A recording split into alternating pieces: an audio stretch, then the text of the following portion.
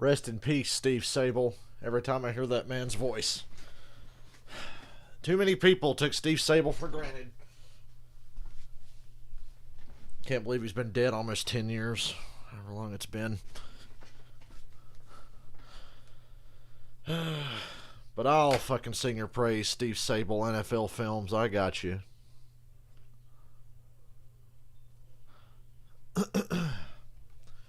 So, are we ready to watch some goddamn football? Let me get my stream on my phone.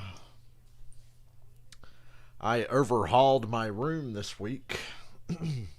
I sure did.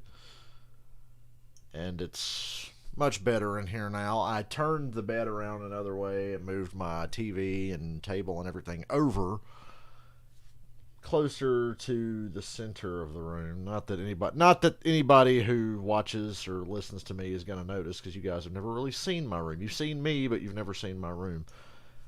But it was nice. That was my little project yesterday. I got a surprise day off work yesterday and then was off again because it wouldn't stop fucking raining. And it's just making sure my stream's working. I'm about to be able to see comments and greet anyone who comes by. Got to remember how to talk about a football game and all that stuff, because it's been 7 months or whatever it's been. Hey, Robert, I do not expect this game to be that close, but, you know, when you're the Cowboys and you're as big of an underdog as they are in this game, that galvanizes a team. And we say this every year about the Cowboys. They've got the talent. Come on, Dak, Zeke, CD, Amari. Fuck. I mean, Gallup's no slouch on defense. Jalen Smith, Leighton Vander Esch, Randy Gregory, Micah Parsons, DeMarcus Lawrence. This is they're a very good football team. They're just not very well coached. The only problem is Mike McCarthy's the coach, but that can galvanize a team. Hey, Lori, how you doing? I picked the Bucs to win handedly, but I admit it would probably be funnier if the Bucs lost. I fucking hate both of these teams, but I gotta admit, if the Bucs lost, I'd laugh a little harder and a little longer than if the Cowboys, because we expect the Cowboys to lose. Now they're giving Tom Brady all the credit for the Bucs being good. Never mind the fact it was the Bucs defense that held the Chiefs to 9 points. The Bucs defense held the Chiefs to 9 points, but somehow Tom Brady's the fucking conquering hero of Super Bowl 55. Kiss my ass. With his fucking 3 straight interceptions in the second half against Green Bay, with the defense setting them up on 3 short field scoring drives against the Saints and a hobbled, injured, broken down Drew Brees. Yes, let's give all the credit in the goddamn world to Brady. Fucking Washington's defense getting stonewalled by that Bucs offensive line, but let's give all the fucking credit to Brady, right? Fuck. Al Michaels! To hear that voice again. Al Michaels. Yes, Michael. It's football time. This makes me sick, by the way. Think about it. Between the Falcons, Saints, Panthers, and Bucs, did you think the Bucs would be the next goddamn team to win a fucking Super Bowl? Hadn't made the playoffs since 07. The Saints and Falcons had been Super Bowl contenders over and over. The Panthers too. And then the Bucs fucking pop up and win one. Give me a break. Give me a break. I think we should just put an asterisk next to the 2020 season last year. We'll put an asterisk on it. COVID ring. I'm kidding. I'm not going to do that. People try to do that shit with LeBron. NBA, there he won COVID ring. There. It's like, yeah, and every other team played under the same fucking rules. What the Bucs did was extremely impressive. No preseason, no OTAs. A little bit of a camp, but they really came in with all these new pieces and kind of put it together as they went along. This team is overwhelmingly talented. It's not just Brady, for fuck's sake. like people are going to say it is. It's not just fucking Brady, okay? Can we give anybody else? Devin White is the best middle linebacker in the league, but he'll never win Defensive Player of the Year as long as Tom Brady's playing, because that might imply for 1 second that somebody other than Tom Brady might deserve an ounce of fucking credit for how good this team is.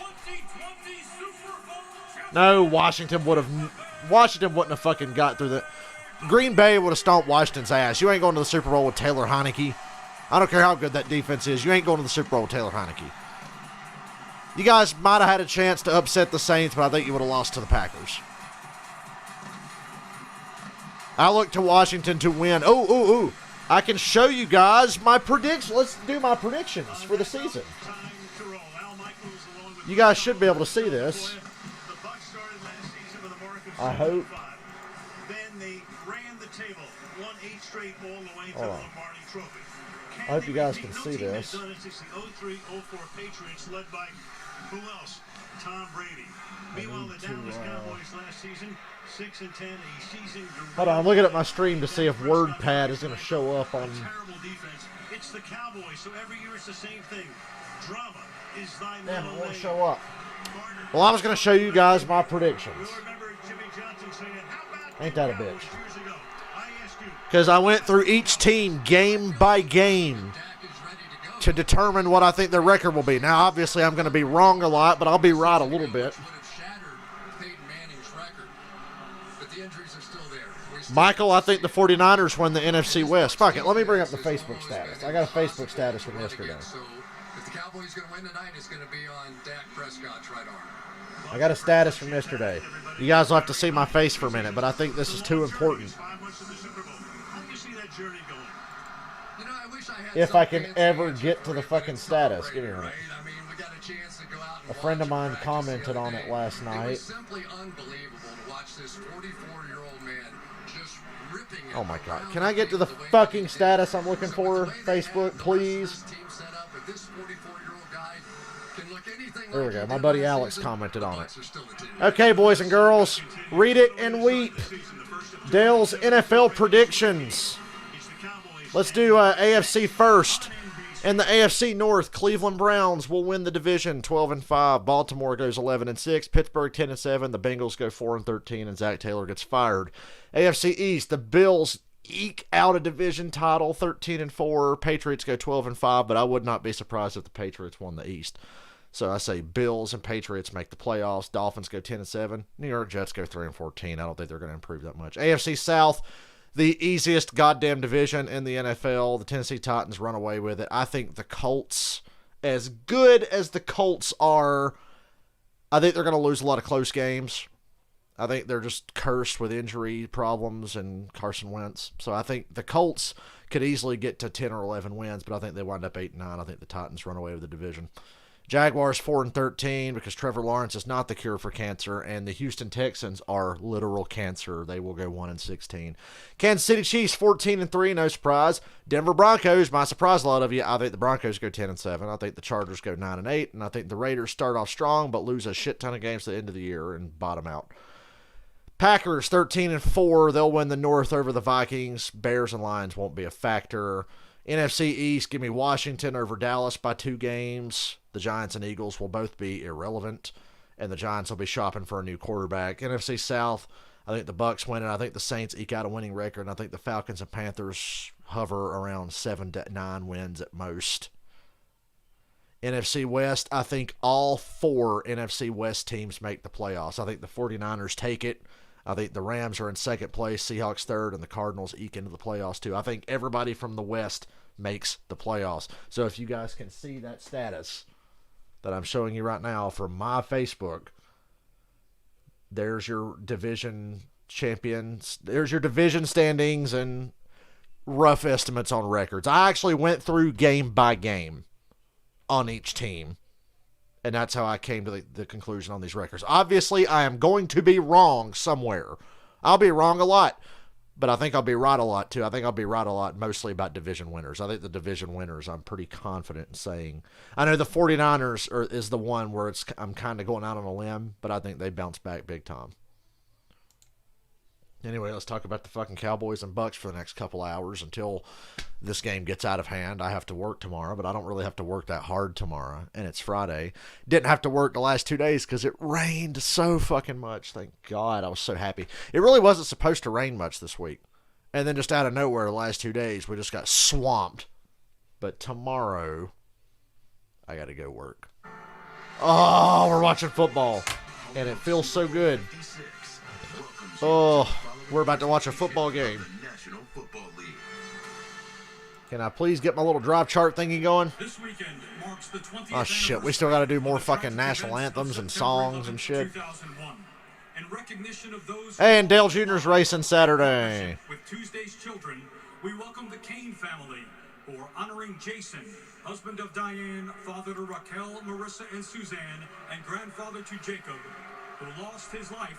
We're going to do the drive chart thing. If you guys watched any of my football streams from last year, you know I have the drive chart up and the game audio in the background. If Tampa wins by 7 or more, you give me $5. Michael, bless your heart. You disappeared during football season last year, Michael. Accompanied by Grammy-nominated artist Corey Henry. Good to have you back.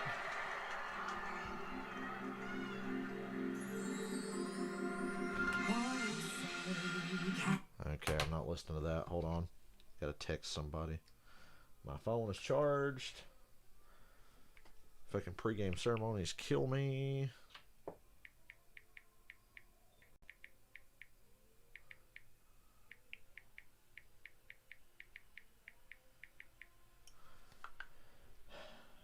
Why do I have more nerves about COVID this season than I did last season?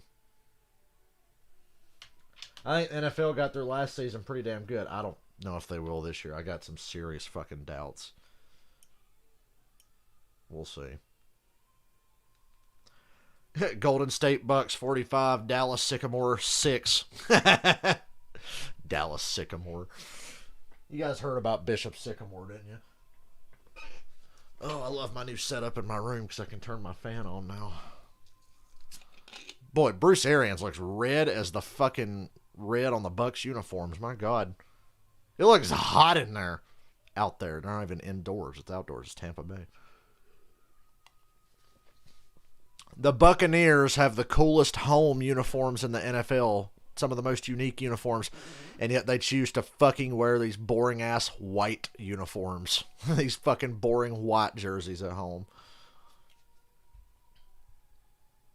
But at least we get to see the Cowboys blue jerseys for once. I talk about NFL uniforms like I do NASCAR paint schemes. All right, play ball. That was the national anthem. Let's fucking party.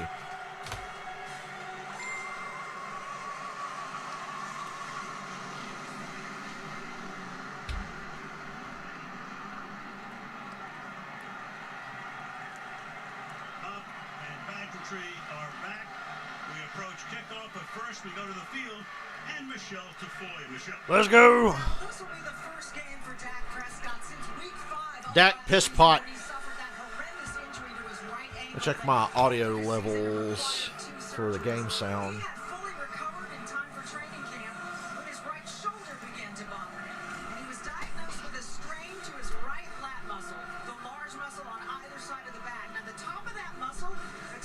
Yes, Robert. I will stream a Washington game next Thursday. I don't get NFL Network, so here's the deal. For the first couple of Thursday night games, the ones I want to stream anyway, they're going to be on NFL Network. I don't get NFL Network, so I'll have to use the computer to watch the game, and I will stream from the PS5. I'll put on, like, the menu of Madden and put, like, the Washington logo and the Giants logo up on the team select or whatever. And I'll stream the game that way. I'll have to stream from the PlayStation that night. But after that, the Thursday games move to Fox after like 4 weeks or something. So every now and then this season, if there's a game on out of my market, I will have to use my computer to watch them. I just looked at my guide for this weekend. We're in luck. The games I want to stream this weekend are on in my area. Eagles, Falcons, Browns, Chiefs. So I'll be able to stream like this Sunday. Yeah, Gus Edwards tore his ACL. The Ravens signed Le'Veon Bell and Devontae Freeman. So the Ravens are doing what they can You know, the Rams lost Cam Akers and they traded for Sony Michel from the Patriots. I think that's a great move on the Rams' part. Maybe Matthew Stafford will have a running game for the first time in his career. Anyway, Tampa Bay's receiving. Go Bucs, win by 7. And we start with a touchback, just as the good Lord Roger Goodell intended.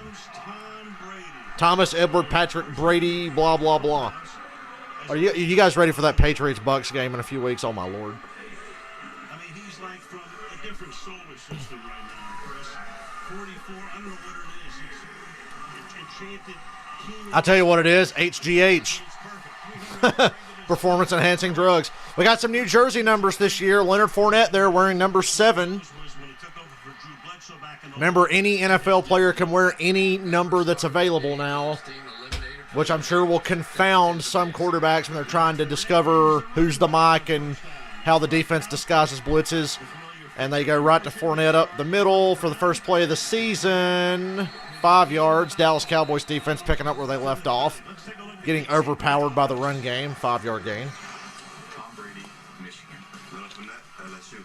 Mike Evans, Texas A&M. Chris Godwin, Penn State. Tom Brady has openly complained about defensive players being able to wear single-digit numbers now. Donovan Smith, Penn State. Ali Marpet, the Hobart College. Ryan Jensen, CSU. This Bucs offensive line is unbelievable, by the way. Tristan Wirfs. Talk about unsung heroes. Wirfs, their top pick last year. 2nd and 5. Here comes Godwin in motion. 2nd down and 5. Brady sees something.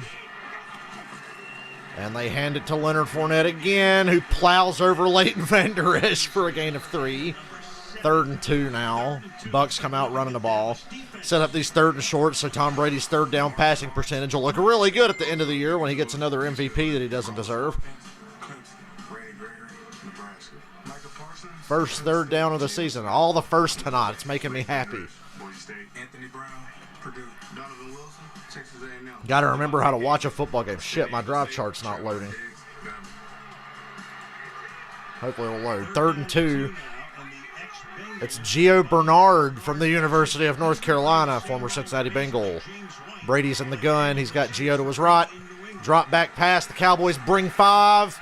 Brady gets it away. Godwin was open, but Brady overthrows. It's 4th down. And the Bucs will punt. The pressure threw off the timing of the throw for sure. And hit him with a stunt early here inside and try to end up So let's see. with some pressure. The whole goal tonight was to get Tom Brady. Oh, yeah, they crossed up the pressure there and pushed the pocket right back into Brady, who had to throw off his back foot, and he missed Godwin, who had a step. 4th and 2. The Cowboys made a stop. Micah Parsons is about to jump off sides.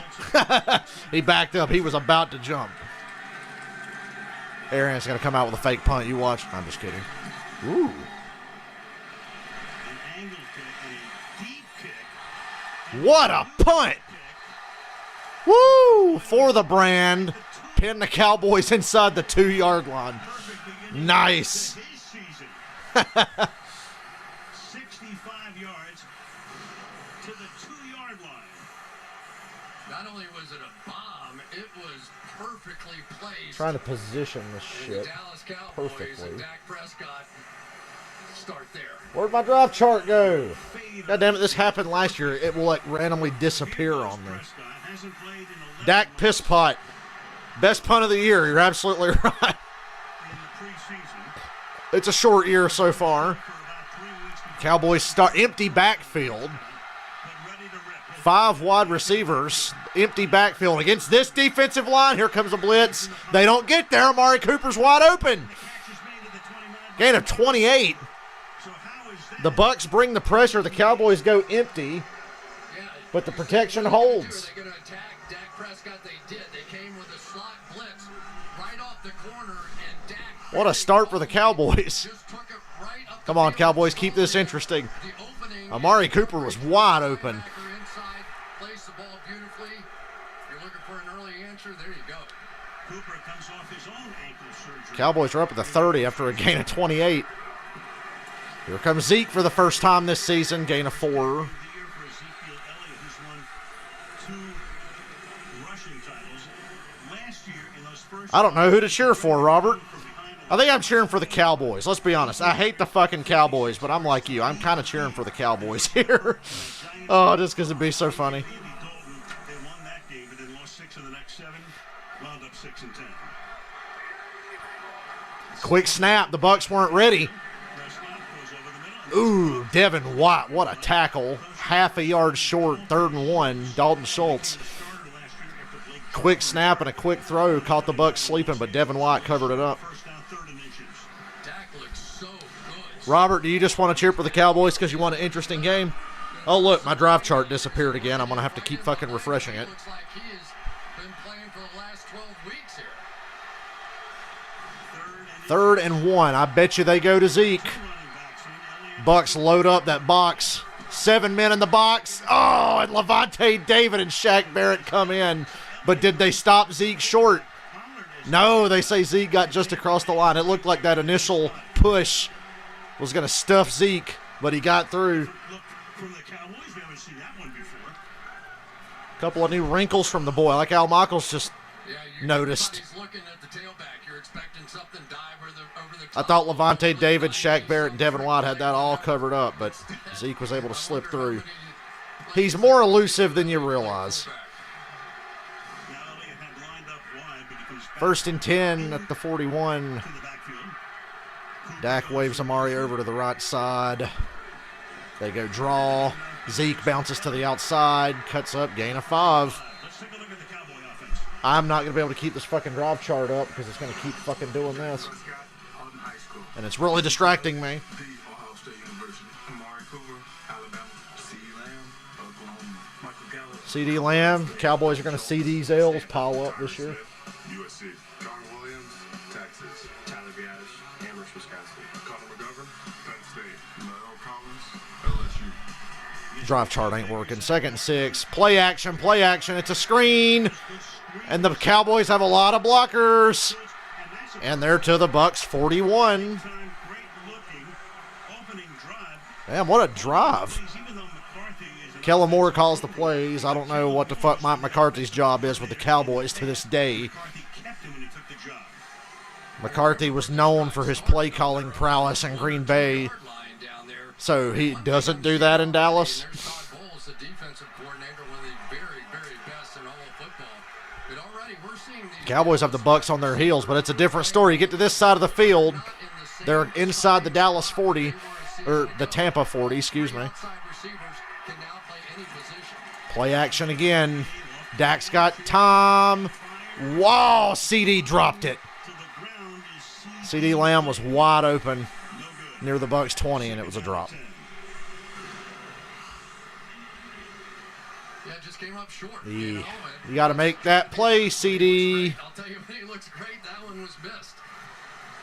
He had the shoulder issues. We're going to. Is there another website that has something like this that will actually fucking work? Because the NFL.com one keeps disappearing and not loading for me. waiting for his 3 and out, waiting. He wants to run out this drive. This is the 8th. And my video is going to get fucking copyrighted because they keep making me watch the game. Oh, CD dropped another one. Dropped by CD. He was wide open. 9 drops last season. Let's take a look at I'm going to have to fucking find another. Can I go to ESPN? Does ESPN have one of these?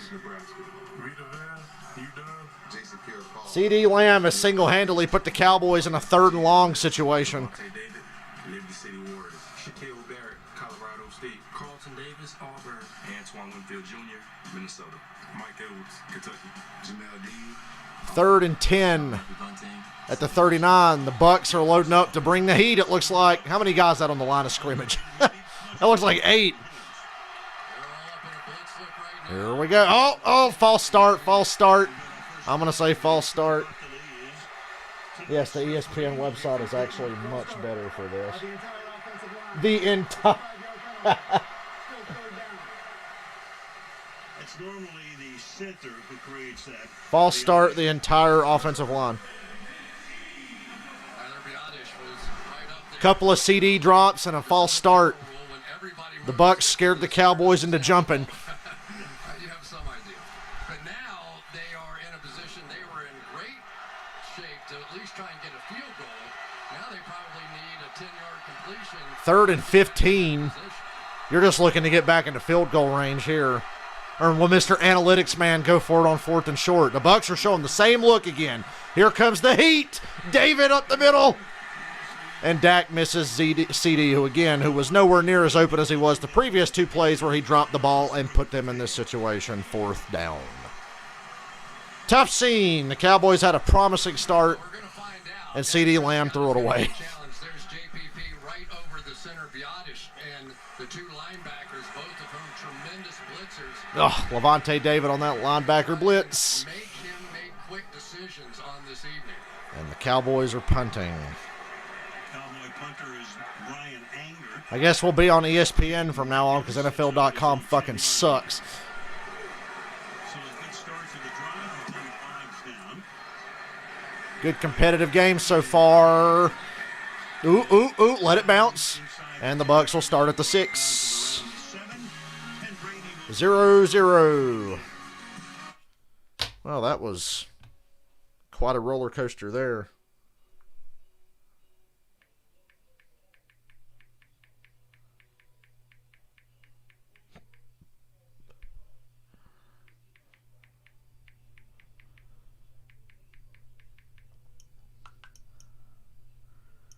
I'm so glad I'm not a Cowboys fan right now because I'd be cussing out CD Lamb like no tomorrow.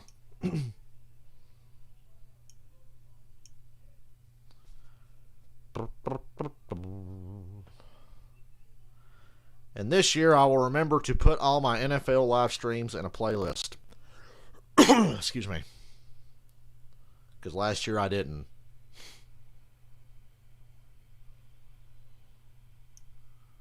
Just like last year I didn't with my NASCAR streams. I put a bunch of them in a playlist later on, but I haven't had the fucking time to go through and put them all.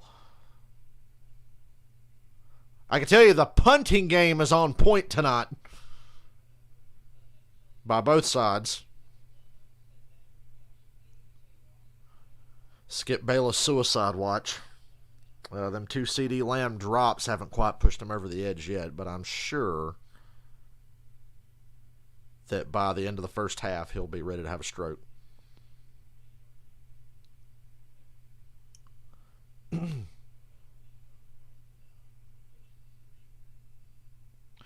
Goddamn, Marcus Peters for the Ravens tore his ACL today. What the fuck? My whole AFC North NFL prediction might already be fucking null and void. I think the Steelers might jump up and take the Ravens playoff spot. Still think the Browns won the division.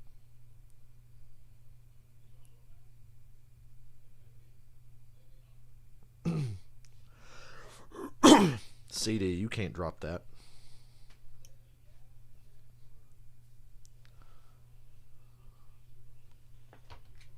This look at the Super Bowl champion Buccaneers brought to you by Lowe's. Welcome back. Almost everybody there intact.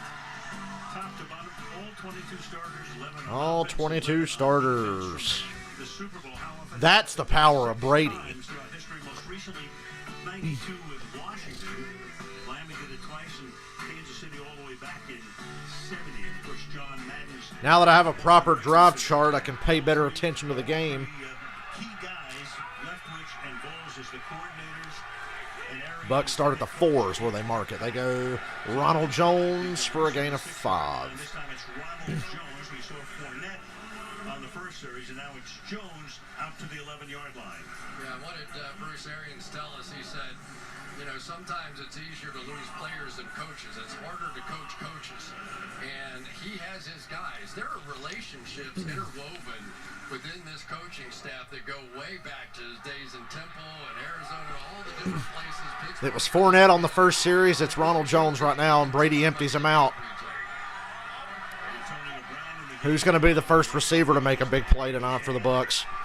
Cowboys brush 5 with that empty backfield, and they hit Mike Evans over the middle to the 20, first down. To Mike Evans for a first down. Trayvon Diggs makes the tackle for Dallas. Guy you're going to see a lot tonight is their first pick, Micah Parsons. This time he's showing up on the edge. He'll play off-the-ball linebacker. He'll be a pass rusher during the course of the evening. But, of course, nobody gets the ball out any quicker than Tom Brady. And so you better get there quick. Here comes another 5-man rush from the Cowboys, and it throws Brady off again. Brady, who had Evans wide open for, would have been about a gain of 4 or 5. Brady missed that one. So that's 2 passes tonight Brady's missed because of the pressure. How are the Cowboys getting more pressure than Washington did against the Bucs? Which, of course, was the bugaboo a season ago. They couldn't stop anybody from running the football. 4 games over 200 yards, but so far this looks... There's Dan Quinn, that Bill Goldberg, Whisker Biscuit-looking motherfucker. Leonard Fournette's back in the game now.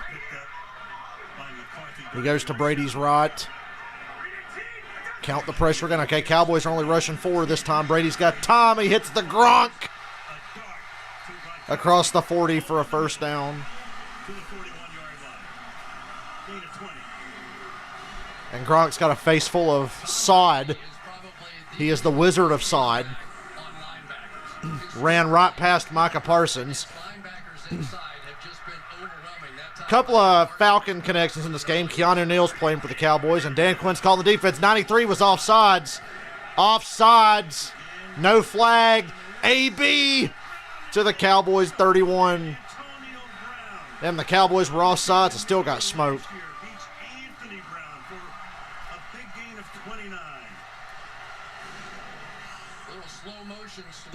Anthony Brown getting worked by Antonio Brown. Nice move, AB. I don't like the motherfucker, but there's no denying when AB's on, he's the best. Antonio Brown, really, in my mind, one of the unsung heroes in that championship season a year ago. Brady's got Tom. AB again. To the Cowboys, 16.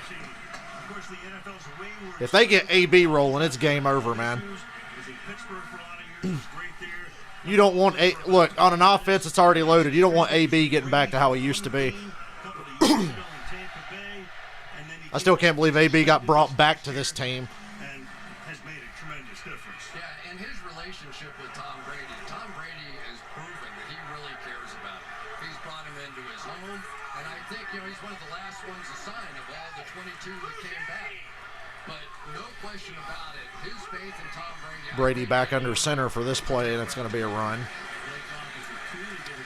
Short gain, about 3 yards. Well, I spoke to Antonio Bryan about Brady's active support of him. He said it means everything.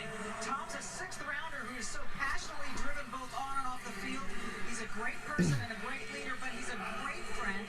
He's always encouraging me. You don't have a lot of true friends in life.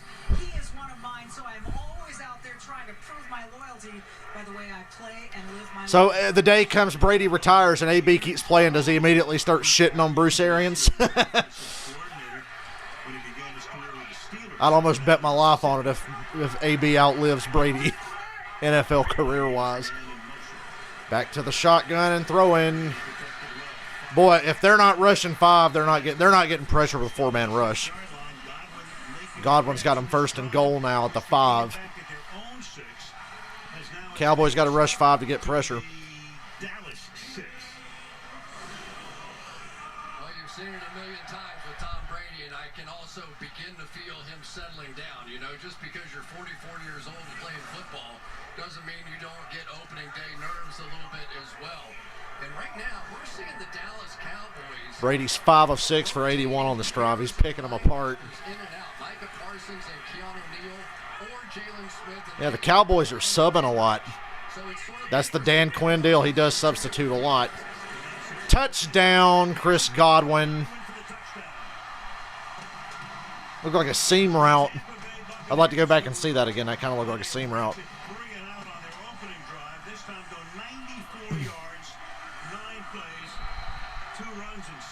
Tom Brady could write a fucking novel about how to tear apart a Dan Quinn defense.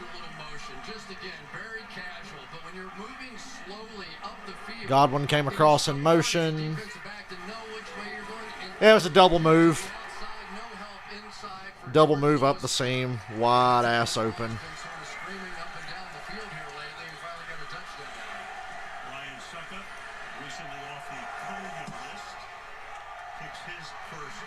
Extra point of the season. 5:23 left in the opening quarter on opening night. 7-0. 7-0 Tampa Bay. Now that snowball's starting to roll downhill, but it's still early. Top 10 picks for Sunday. Let's do that, shall we?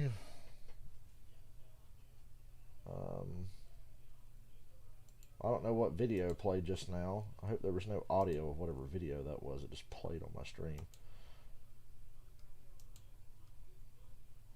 My 10 best picks for Sunday. Let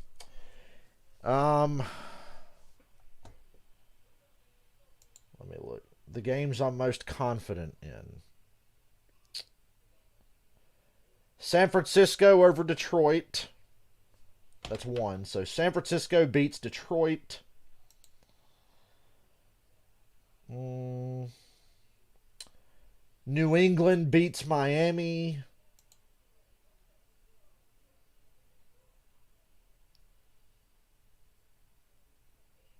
Jacksonville beats Houston. Carolina beats the Jets. That's a few. I have to get back to you, but those are the ones I'm most confident about there. I'll text you that stuff later. Or tomorrow sometime before Sunday. Maybe I'll make more money off of NFL stuff than I do the NASCAR stuff. I'm good at picking NASCAR races. Just everybody I want to pick's always got the best odds. Go figure. I think old Dennis is going to go back-to-back Saturday night.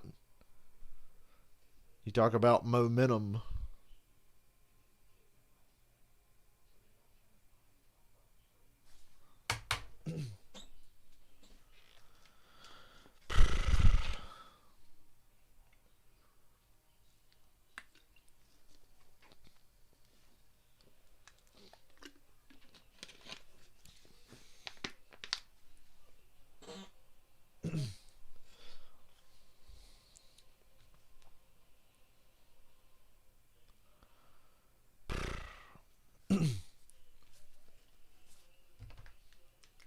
After the game, Hey, hey, hey, hey. show with Jimmy Fallon.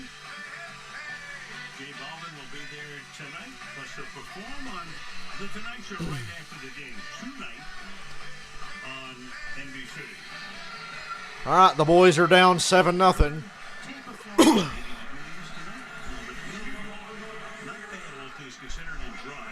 Bradley Pinion will kick off. He led the league in touchbacks last season. That was a good thing with Pollard back deep, because when he did not put it into the end zone, Tampa Bay's return unit gave up about 34 yards per clip, which is pretty bad. And it's a touchback.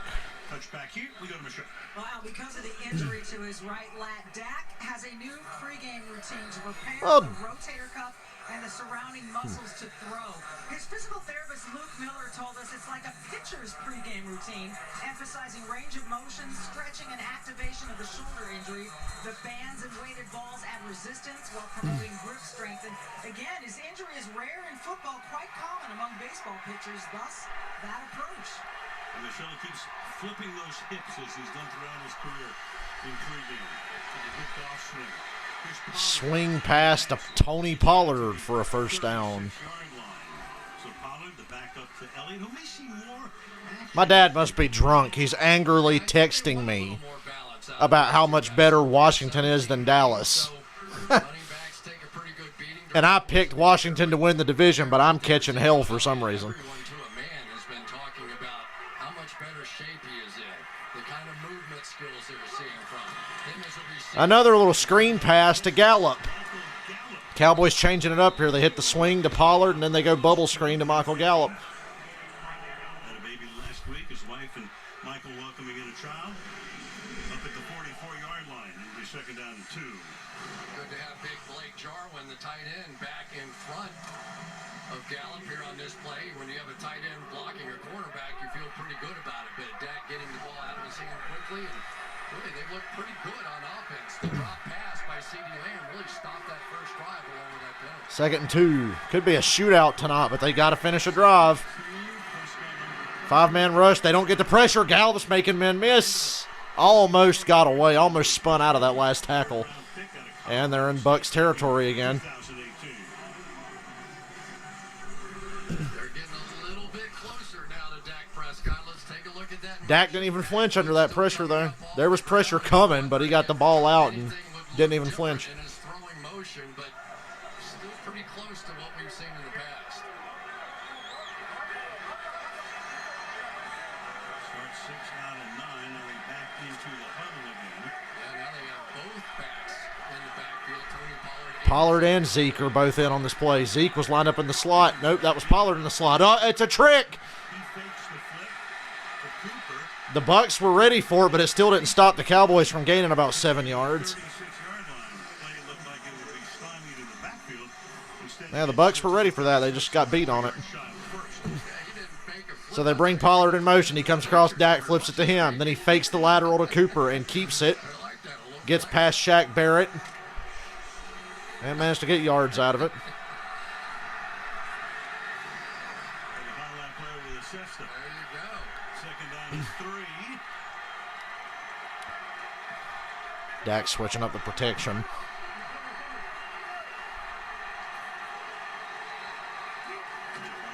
Fake it to Zeke. It's a rollout to his right. Oh, I don't know. Oh, they say Gallup got both toes in. That's a first down. That's close. Grabs on this drive, and that moves the sticks. First down. Take a look. Let's see if he's in. Oh, wow. That's a great catch. That's definitely in. You've seen a few toe tappers in this state. They're at the Bucs 29 now. Santonio Holmes. Right in that corner down there. Super Bowl, Pittsburgh, Arizona, back in the 08 season. Fake it to Zeke again. He looks to roll to his right. Checks it down to Schultz. That's caught to the 22-yard line. Blake Jarvis. Gain of 6.5. So much from him last year. And then on opening night, Sunday Night Football. And what a catch by Gallup on that other play. That was crazy. Gone for the season. Yeah, and now he's really been the vertical threat on this offense, but you have to give credit to Dalton Schultz, who came in after him and had a career year for him, but now both of them back, and it was good to see Dak on that one, getting out on a bootleg and making a throw on the run. Prescott's not thrown for over 100 yards. Minute 45 to go in the opening quarter. There's a blitz. The blitz. Wide open. CD holds on. Touchdown. CD held on to that one, and we got a Buccaneer down. One of the corners. I can't see which one. A blitz, and Dak almost held on too long. I thought that was going to kill him. I was like, oh, Dak, you held on too long, but he let that thing fly. Take a screen. Here comes the quarterback. And what a move by CD. And then right by Murphy Bunting is the one who's down. double check. Looks like it. CD made up for that drop. Hot damn. I tell you, this has been some creative offense. You can tell. Neither of these teams are holding anything back. Like Chris just said, the play calling here tonight is unreal. Of course, the Cowboys in particular showing nothing during preseason.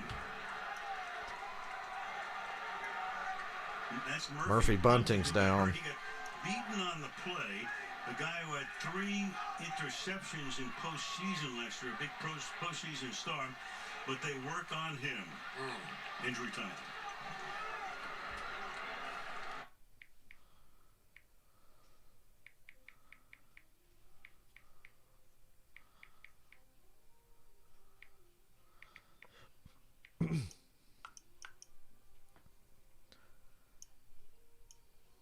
That was a pretty phenomenal touchdown. Yeah, it looks like a broken arm or shoulder pulled out of the socket or something, but the Buccaneers are getting beat by their aggressiveness. They really are. But that's just how they play. They're fast, and Todd Bowles loves to blitz, but it bit him in the ass that time. That and CD Lamb actually held on to the fucking ball.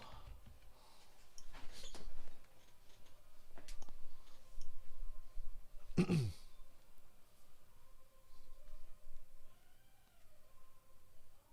having an out-of-body experience. I'm watching an NFL game. That's how long the off-season is.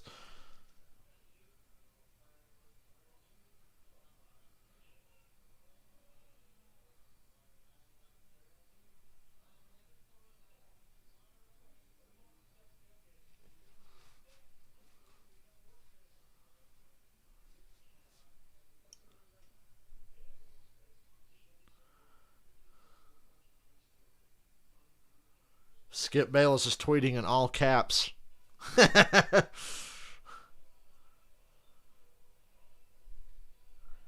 Hey, did you guys see that trailer for Marvel's Spider-Man 2 on the PlayStation 5 earlier?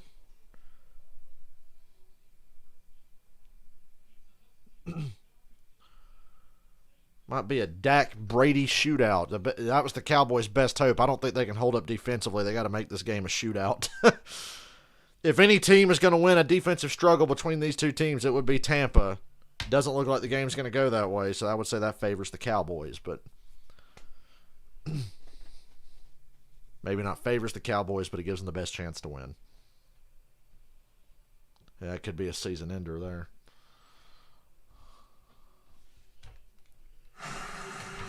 C.D. Lamb's given name is Sedarian. Getting into the end zone. An extra point. C.D. Lamb, not a fan of letting women look through his cell phone or even touch it. We'll check on him. Came to the sideline. Extra point, miss it, just so I could see Skip Bayless freak out. Zerline for the extra point. It's good. Greg the Leg drills it. Going on at AT&T Stadium in Dallas. They're watching the game. 7-7. Happy about that. Back in 30 seconds after this from AWS. And now a quick word from Duracell. This is their version of that.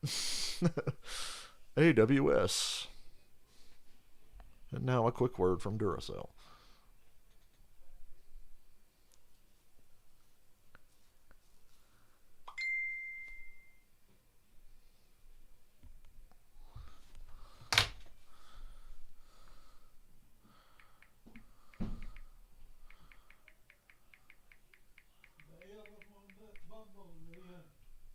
Okay, she can wait. The commissioner is here. There is Roger Goodell. Sheeran performed before the game. There he is in the front. It's always exciting. It's the beginning of the season. Last year was so different. We were in Kansas City. Very few fans. Great to have everyone back. I even missed the traffic jams. No, you didn't. No, not really. Kind of, sort of.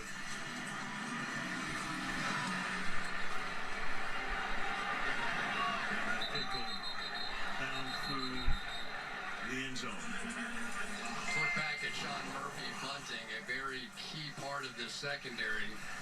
Okay, here's my better. Oh, friendly fire. Oh, yeah, buddy.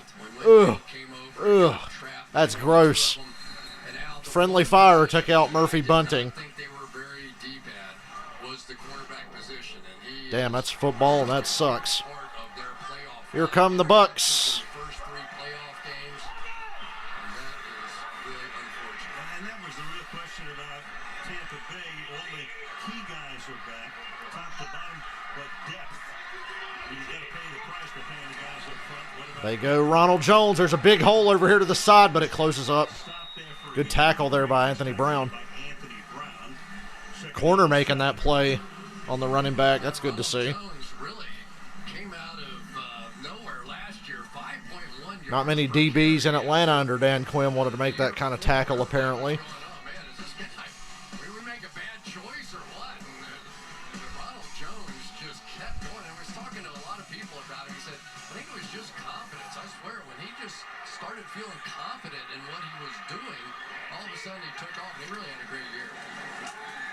Play action. Wide open, AB. Boy, if anybody drafted AB for their fantasy team this week, he just took the Bucs to the 45 on the Dallas side of the field. AB's at 71 yards. There's a flag down. That was a quick play action and get the ball out from Brady. Ooh. Hands to the face on the Cowboys. So, yeah, AB's over 70 yards already. The Cowboys know they're not very good against the run, so they start sending people down. And this the Cowboys know they're not good against the run. Here they all come. Oh, they just hit us for a run. Here's Antonio Brown right behind. We've been watching that. Comes a run again up the gut, gain of 5.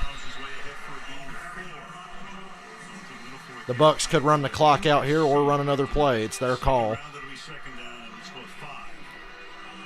such an issue for this football team trying to stop the run a season ago.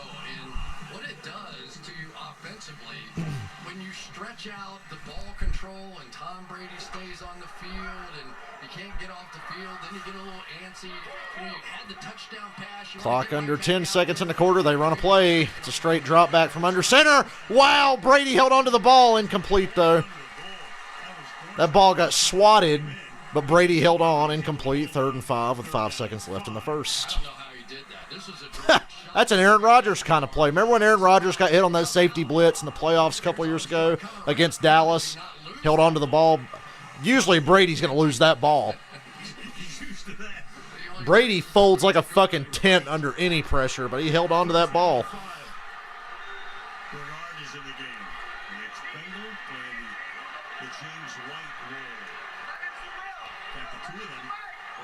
Wonder how many more angry texts I'm going to get from my dad before the end of the night. 3rd and 5. No pressure. Brady moves to his left a little bit, and he hits Antonio Brown. Incomplete. I thought AB might have that ball pinned under him, but it's incomplete. 4th down into the first. 7-7. What a game so far. Cowboys came to play. Might they be living up to their potential? It's early. It's early. But might they just be able to live up to just a smidge of that potential? Come on.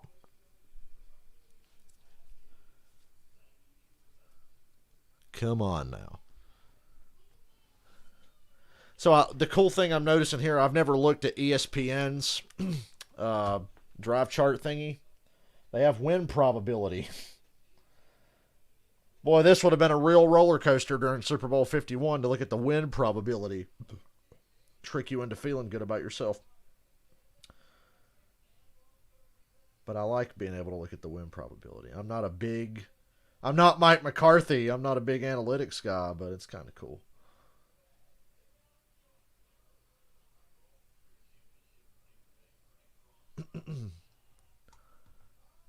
Cool beans.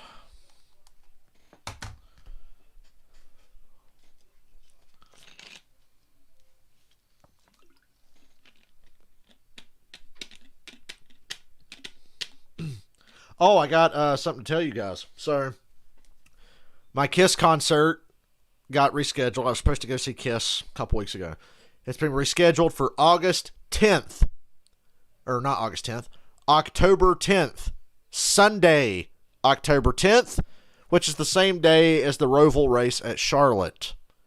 So I'm not going to the Roval now because I got to go see Kiss in Atlanta. And there won't be a stream that day because I'll be in Atlanta. But to make up for that, me and Dylan are not only going to Bristol, we're going to Talladega. That's right, I am going to Talladega. Going to Bristol next week, and then to make up for the fact that I can't go to the Roval race, we're going to Talladega. So there will not be a stream for Talladega, there won't be a stream for Bristol, and there won't be a stream for Charlotte. I hate that, but life happens. I'm going to go see Kiss the day of the Roval. I will watch the Roval on my phone that afternoon or whatever. But yeah, so that's 4 playoff races I'm going to have to miss with you guys. Bristol, Talladega, the Roval, and Martinsville. I won't be able to stream because Martinsville I'll be on the Kiss cruise. Charlotte I'll be at a Kiss concert. And then Bristol and Talladega I'll be at those races. So just thought I'd clue you guys in now. I'll talk about it more this weekend, of course. Saturday, me and Dylan are going to buy Bristol and Talladega tickets. We'll both get paid tomorrow. Here's a punt. The punting game has been phenomenal. Yes, and it is again. The Bucs pin the Cowboys at the 3. There's a flag. But it looks like the Bucs pinned him at the 3. Brady is telling his team to come on back. Holding. Offense number 79. Dallas has elected to enforce that 10-yard penalty from the previous spot and replay 4th down. Folks, you can help support Hurricane Ida recovery efforts in the Gulf and the Northeast. Visit NFL.com/auction to bid on authentic items and support the Gulf Coast Renewal Fund and the American Red Cross. Text IDA to 90999 to donate 10 999. The Saints have to play their first home game this year in Jacksonville against the Packers. Knows it all too well. Leonard Fournette, he donated $100,000. Hopefully they'll be back in the Superdome soon. I hate the fucking Saints, but that's a shitty situation. And the Bucs will have to punt again from just short of midfield after the penalty. And here comes a decent return, maybe, across the 10. Okay, so it's about 8 yards of field position for the Cowboys, and there's another fucking flag. Here we go. Haven't seen the dreaded taunting penalty yet tonight. Yet.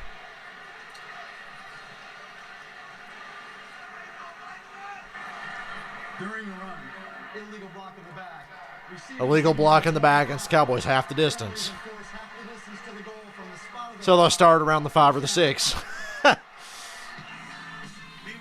Field position. Not easy to come by tonight for either team, but it's not really making a difference. First team to defeat 3 Super Bowl MVPs, Breeze, Rodgers, and Mahomes in one postseason.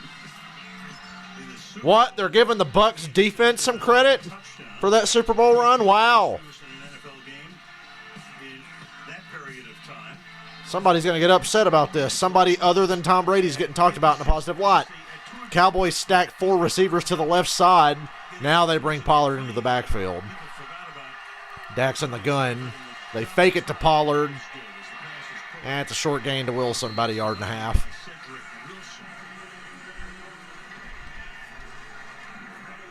there with Levante David making the play. Levante David, I think that more fans and more coaches and more players were happy for him because he's been here the longest and endured the most. But he's been tremendous. Good protection. Dak hits Pollard. Gain of 6, third down. Third down and 3 now. Prescott is 12 of his first 15 for 131 yards. Cowboys are hurrying to the line. 3rd and 3. Prevent the substitution. So The Bucs still got the sub anyway.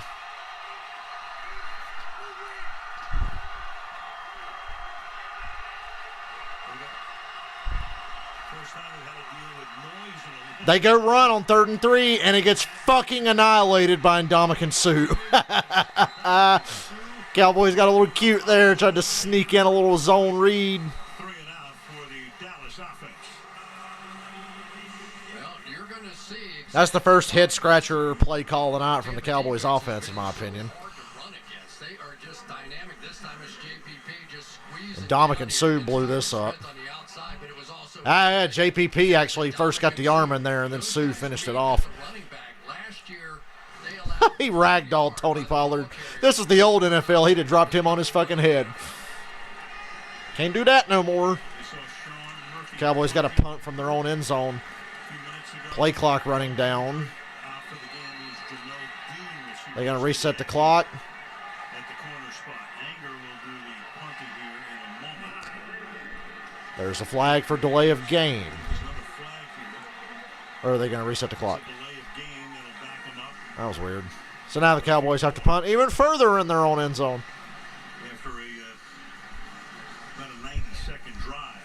So the strategy by Bruce Arians. Now they got to turn around and punt the ball right back to Brady and probably give him a short field. Anticipating he was going to go for it on Shout out to Barry McCockiner. He said if Brady didn't get a drive that starts on the opponent's territory tonight, he'd delete his Twitter account. Kick fielded at the And here you go. Another short field for Brady. Hell, if he even gets on the field. Wow. flag, though, at the 40. Mickens got all the way to the Dallas 30. There's a flag. Mickens takes the ball deep into Cowboy territory, at least halfway deep, but we'll see about the flag.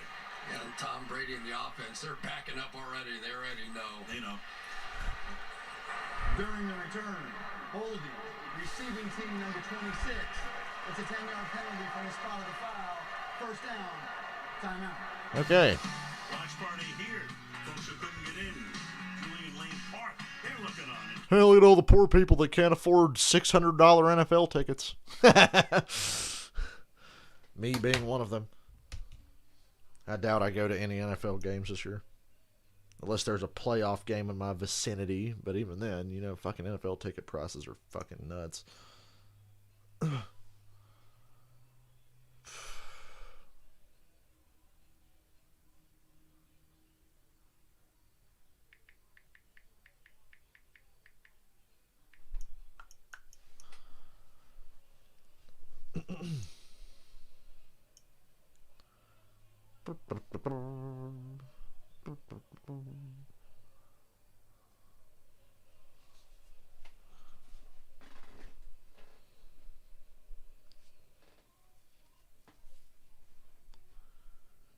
Excuse me. Did you know that this game only has a 2.38% chance of ending in scoregami?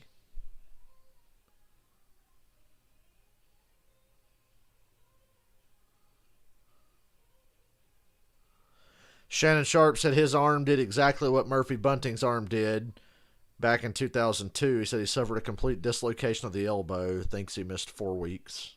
So hopefully it's just a dislocation and not a break or anything. I assumed it was like out of the socket or a dislocation as well. I didn't really think it was a break, but it looked worse when I saw the replay.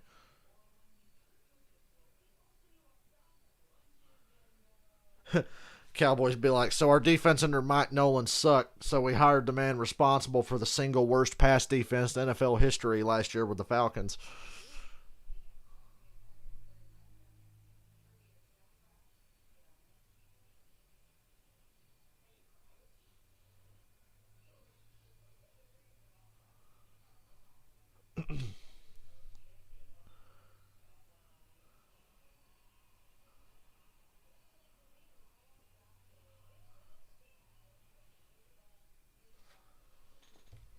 Boy, these NBC reality shows.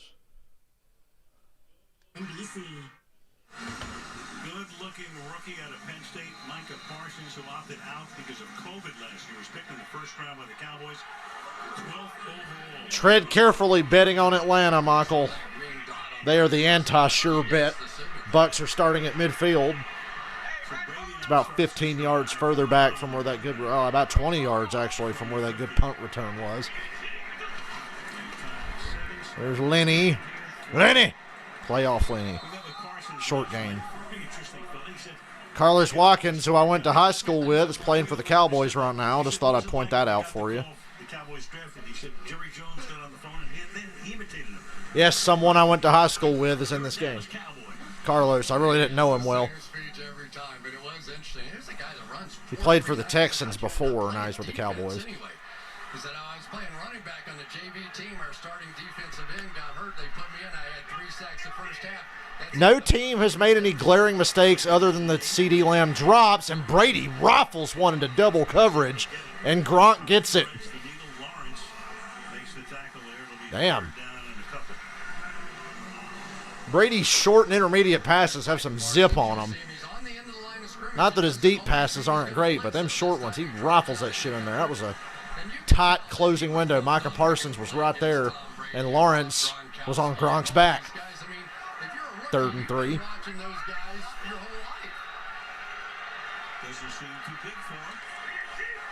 3rd and 3.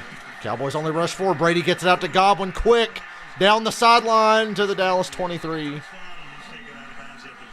Easy pitch and catch. There is a flag.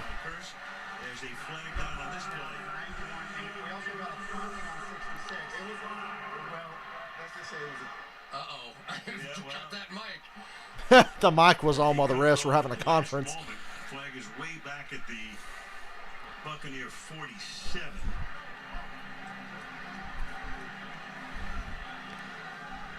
That was a 19-yard gain before the flag.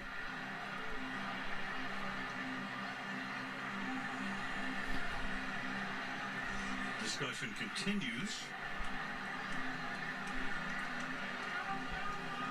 Well, it's been rapidly paced until just about now. Oh, for fuck's sakes, figure it out. I heard them discussing a potential taunting penalty.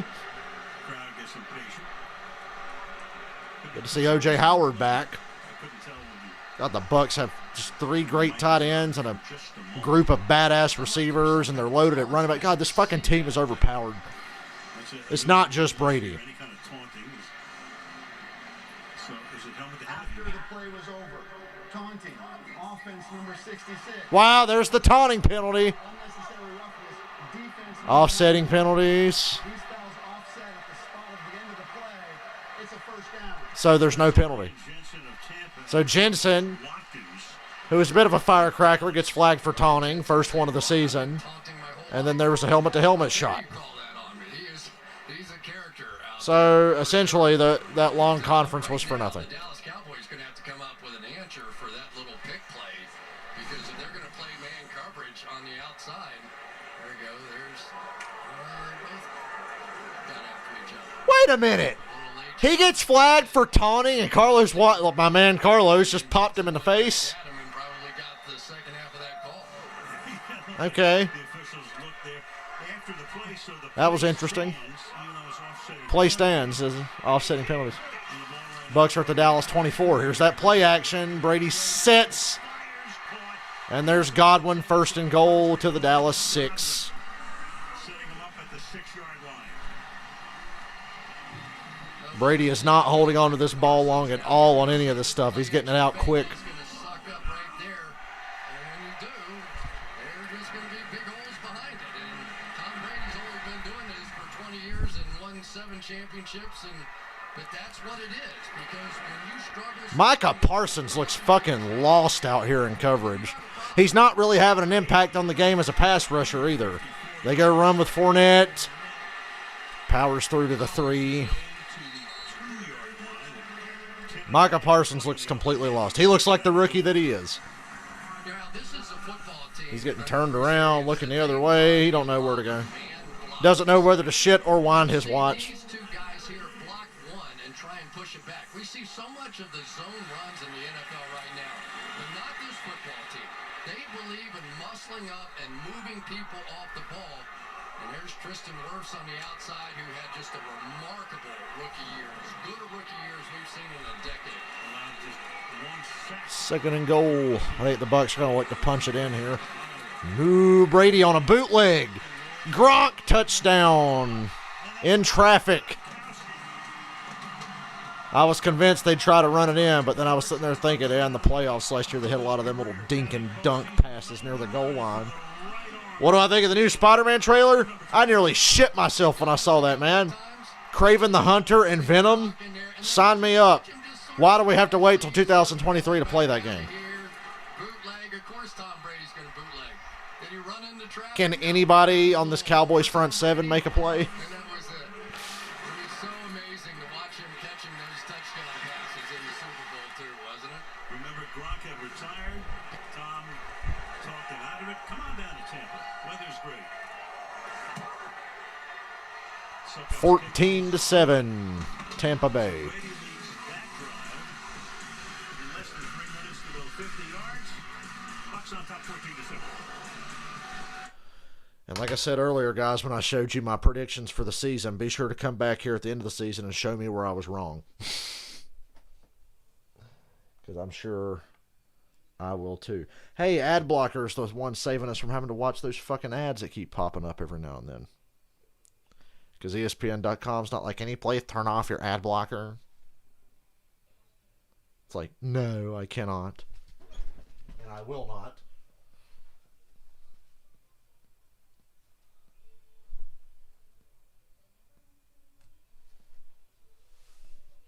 God, it's hot in here.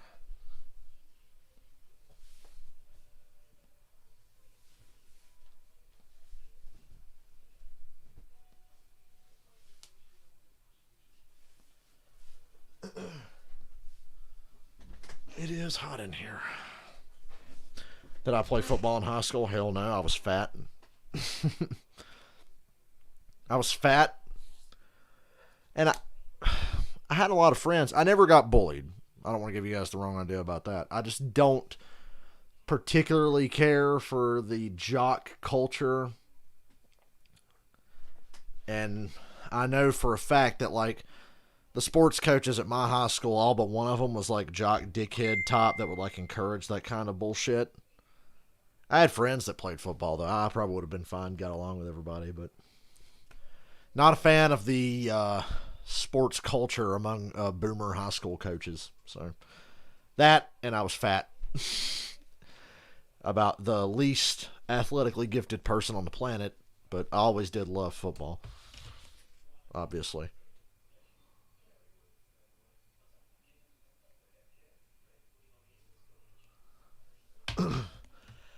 Part of me wishes that when I was younger I'd gotten into it, but I was like a shy kid. I didn't want to like go out and like perform anything in front of anyone or be put in front of a crowd or have to have people judge me. Like coaches got to judge you whether or not you're going to start, whether you're going to make the team. Like everybody's watching you. I do better with that now than I used to, but when I was young, fuck that. Oh, that's another sure thing. I think the Rams are going to beat the brakes off the Bears, but that's just me. That's probably one that I'll have you bet for me.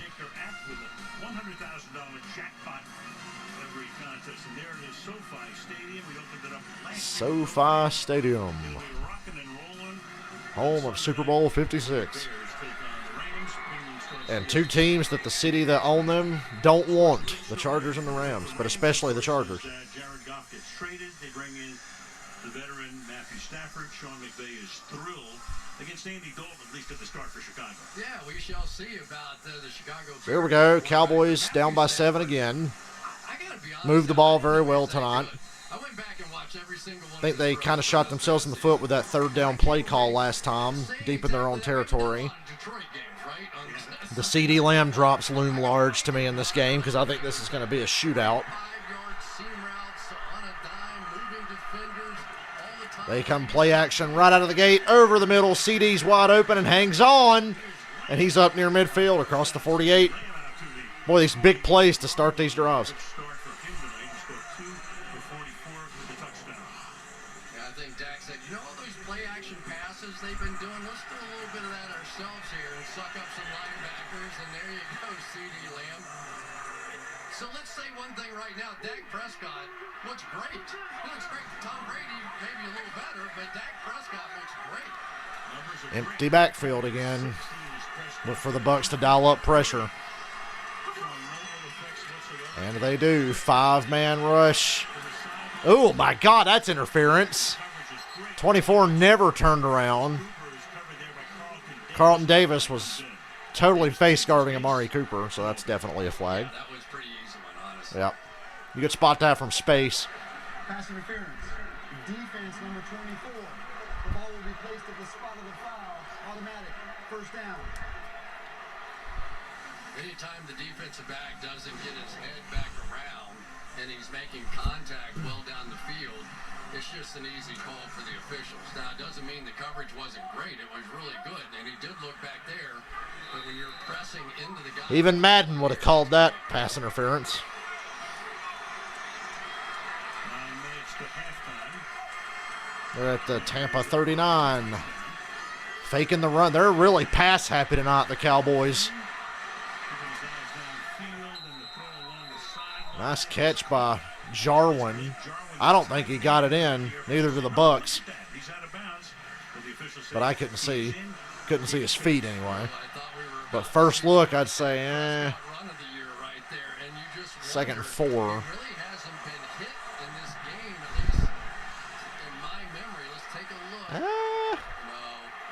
That 1 foot didn't drag.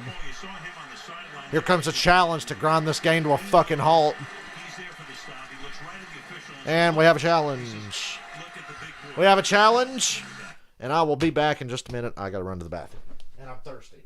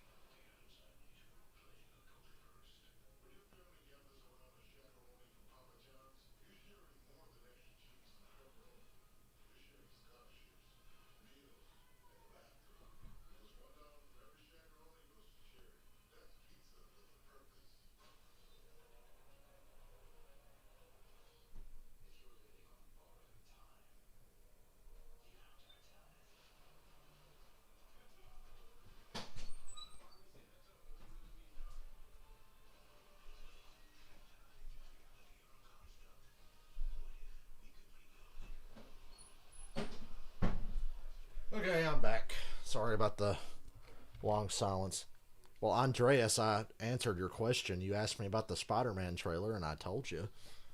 But hi. Focusing on joy. Don't know why I unmuted a commercial just now, but here we are.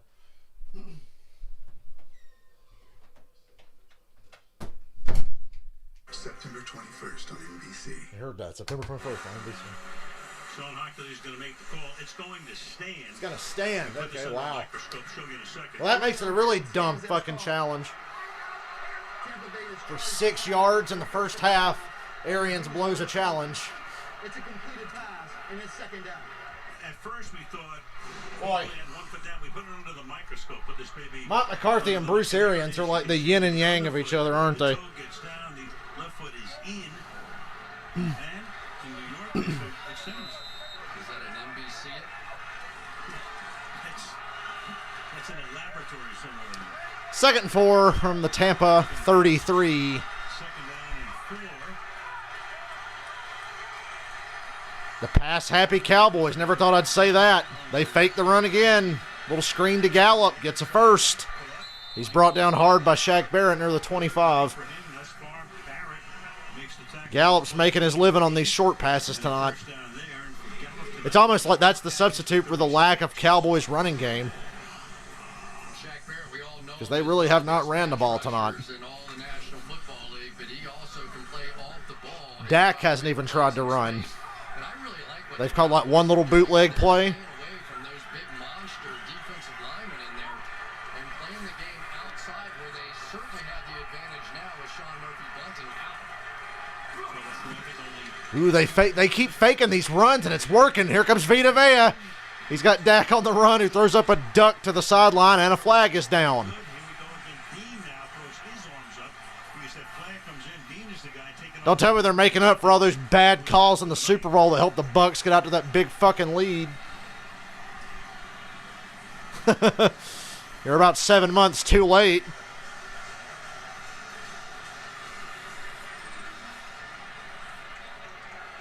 That was a gain of 8, a first down. Moving over things with McCarthy. Before the pass was thrown, Holding on the defense. It's a 5-yard penalty from the previous spot and an automatic first down. First down. That would be on Dean. Yeah. There was a little scramble on the back end of it, and when Gallup adjusted, Dean Ah, and got to play. So I think that looked a lot worse than it actually was, so that drew a flag. protect their quarterback, and Tyron Smith, such a huge part of it. There you see The Bucs got called for holding on defense. And a screen to Zeke. Gain of 2. That's about all that Eaton Zeke has done tonight. The occasional little screen pass. Was the only guy on either team to go to the Pro Bowl last year. that was a phenomenal play right there by Jason Pierre-Paul. He's out in space playing with wide receivers and just split right through. all Bucs the defense looks tired. play. We're only halfway through the 2nd quarter. Big star there. And the fireworks accident.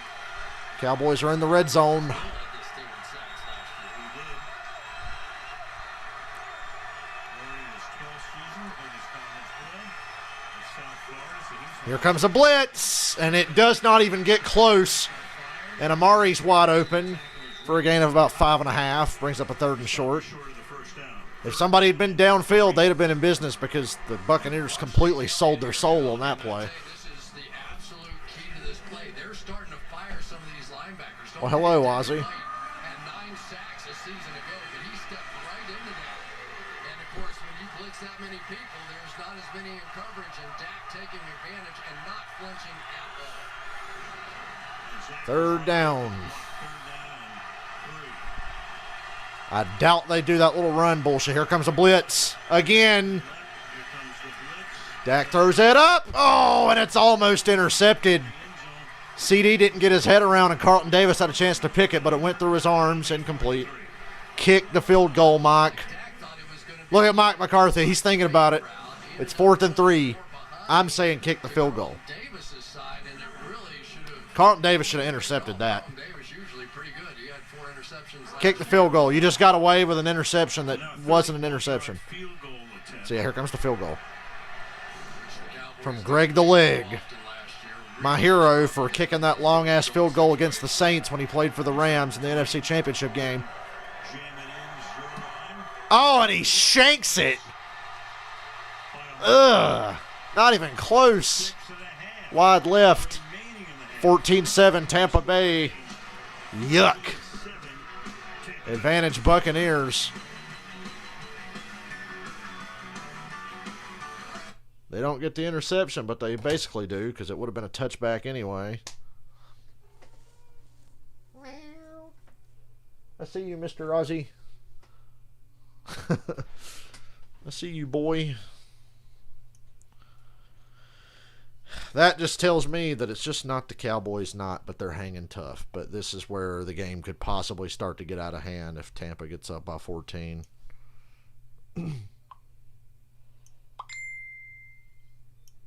Hold on, my dear friend Angie just messaged me.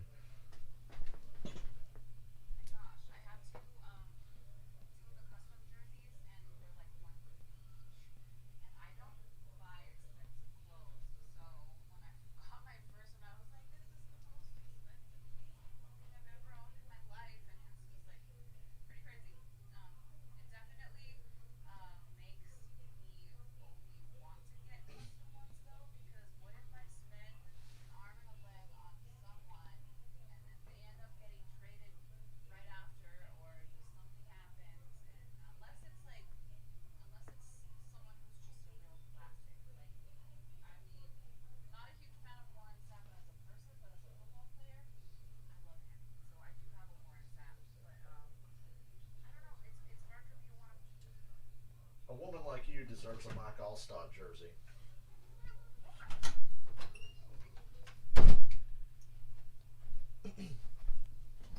My friend Angie is a die-hard Bucs fan. Bless her. She's had a tough life, but then again, compared to my life as a Falcons fan, it's been a fucking charmed existence.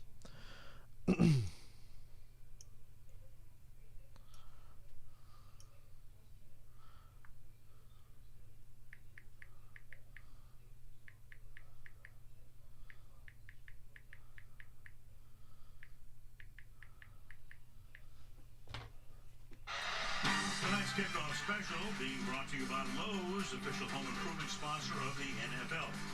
By the all-new Hyundai Tucson, our best Tucson ever. And by PointsBet. This season, don't just bet, live your bet life. But back to the boat parade. Of course, you win the Super Bowl down here, the Hillsborough River. Big crowd on hand. Celebrating. Here come the Bucs. Boy, Ronald Jones hit that line in a hurry, but... Oh, the ball's out! And the Cowboys have it! Randy Gregory's got it! Wow! Ronald Jones, I said he hit that line really fast and aggressive. Guess he forgot where the ball was. So as of now, the Cowboys take it away. And look at the Bucs fan flipping them off. That's funny. Who got this ball out? Oh, DeMarcus Lawrence with the peanut punch. That's a fumble all day. And Randy Gregory recovers. Cowboys get the ball right back. I love NFL football.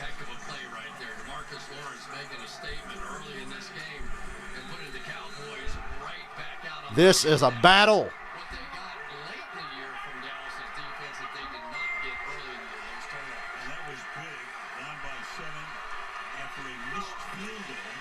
Now they go to the run with Zeke, and he gets pretty well. He looked like he got stonewalled, but he kept the legs churning for a couple of yards.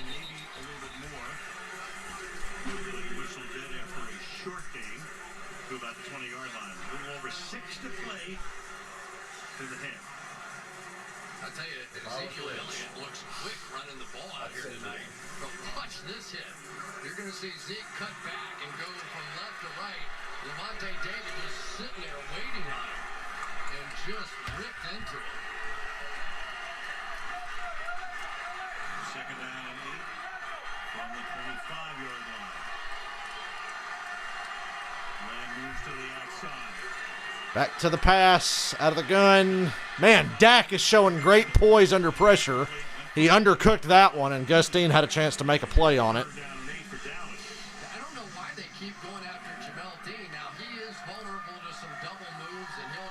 Micah Parsons, I said this earlier, I said he looks lost out there. He's bounced in and out of the game because the Dan Quinn defense, they substitute a lot, but I've seen more often than not tonight Micah Parsons just looking lost.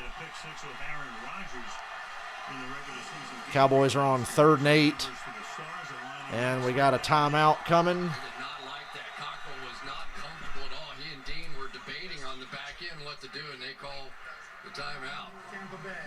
Their second of the half. 30-second timeout. Bruce Arians, you gotta love him. I mean, you look at Arians, I think he's the only coach in the league that has that whole rig there. You know, he's got the straps and the wires. This guy looks like he's getting ready for an EKG.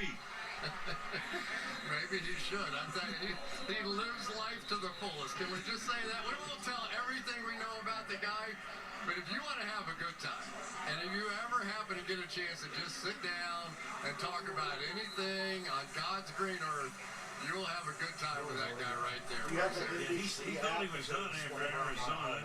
Finished with coaching, went to CBS for a year. And then Tampa Bay just felt rest. Like the ownership, like the situation down here. Tom Brady falls into his lap in his second year here. 3rd and 8.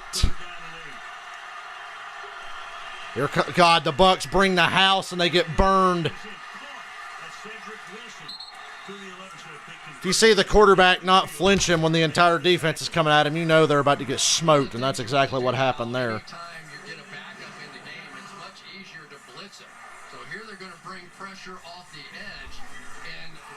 Count the blitzers. 1, 2, 3, 4, 5, 6, 7. 7 guys.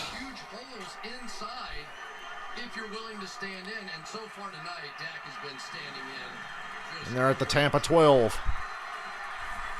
5 minutes to go in the half. They fake the run. Dak pump fakes. He's looking to run it now. He does. He's down to the 5. You know, Chris, when you look at Prescott, I mean, he's coming back from ankle surgery, so he's thinking about that. Of course, he has to during training camp. And then you got the shoulders. He's got the double whammy. But you know what's interesting is it's not a knee, right? It's an ankle. So in the pocket, when it's your knee, you have a lot more. My knee, as Aaron Rodgers once said. The ankle, not so much. He got hurt running, and we had a conversation about where you're going to take off and run and all the things. And his answer was, I'm playing ball. I'm playing my kind of ball. I bet you they get down here on like a 4th and short and go for it and get fucking stuffed if they don't score before then. 2nd and 3. Oh, it's a bad snap. He picks it back up. He's backpedaling. Touchdown. Damn, son. Amari Cooper in the front left corner of the end zone. The snap hit Dak in the ankles, but he gathered it up, got pushed back, and threw off the back foot. Touchdown. Most impressive play of the night. Woo! Dak Prescott. Here you are. You're under pressure. And Dak is back. Drops the snap. And yep, that's a touchdown. And just throwing it away like a lot of quarterbacks would have done. He picks it up, he finds his guy, and delivers the touchdown. The Bucs have found themselves in a game. The injuries he's seen, and is not such a happy moment there for Ronald Jones. Meanwhile, Dak's run to help set it up the 7-yard run. And the extra point is no good. So he shanked the field goal attempt earlier. Now he boinked off the left upright. He's got to do that about 6 more times to win the, what was it? Cody Parkey Award. Okay, we'll say 3 more times before he wins the Cody Parkey Award. I'll be right back.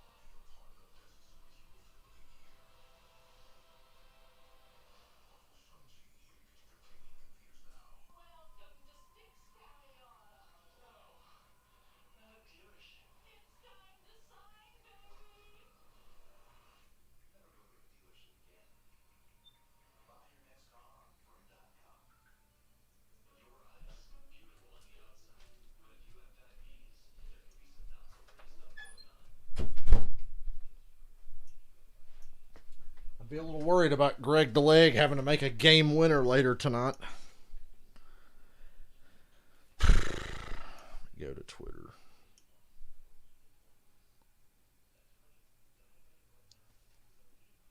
I'm sure Skip's going to have a meltdown about that missed extra point.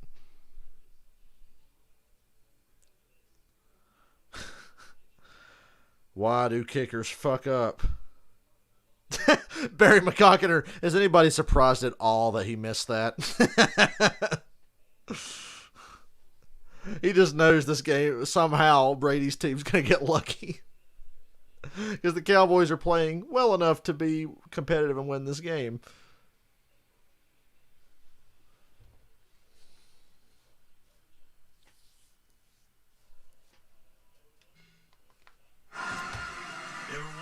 Poor Barry. I'm right there with you, Barry.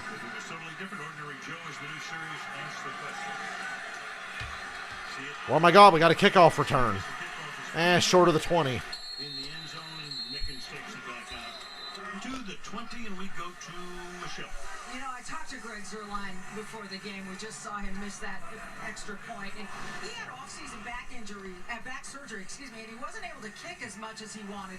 I asked him how he was feeling, how his timing was, and, you know, look, he didn't seem that confident, Alan, Chris. He just said, I'm trying to feel my way a little bit. He didn't kick much in games at all in the preseason, so it seemed to me he was just a little bit off and not 100% confident. Yeah, and boy, look at his confidence right now after a short field goal miss.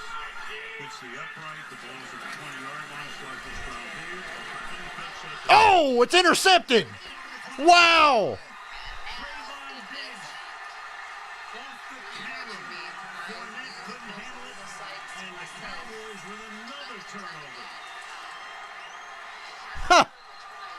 With the takeaway. It was a perfect play call. They have a screen going into Brady throws a screen to Fournette, who can't hold it in, and fucking, wow. Who was catching everything in practice the other day. So much so, I may even mention to Bruce Arians, I was like, wow, Fournette really looks good catching the ball. He goes, he just has to concentrate. When he concentrates, he gets it done. But how about the Dallas Cowboys defense taking over the game? Now I feel obligated. They had a lot of takeaways last year, but the rest of I can't believe that. Back-to-back takeaways by the Cowboys defense. They were like dead last in takeaways last year. Screen, CeeDee Lamb, not a lot of blocking going on over here though.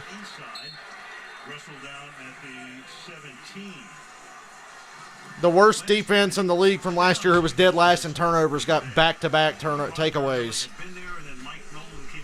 Unreal. Brady tried to throw a screen to Fournette, and it hit him in the face and popped up in the air. Take advantage. Come on, Dallas. Make my day.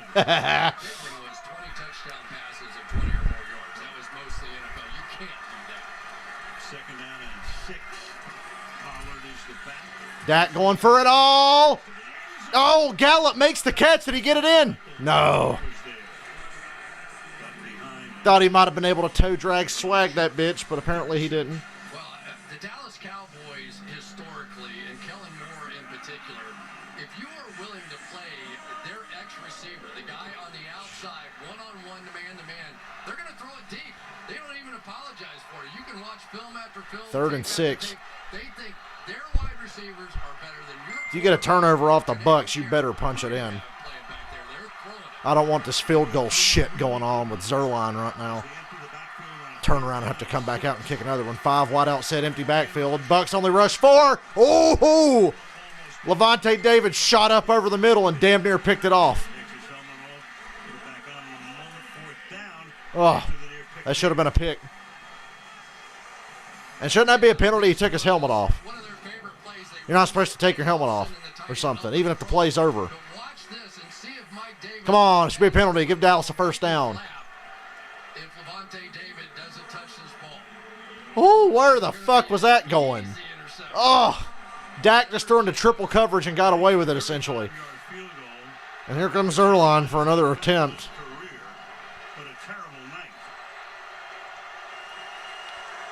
And he makes this one. 16-14 Dallas. seconds. Yeah, they're back.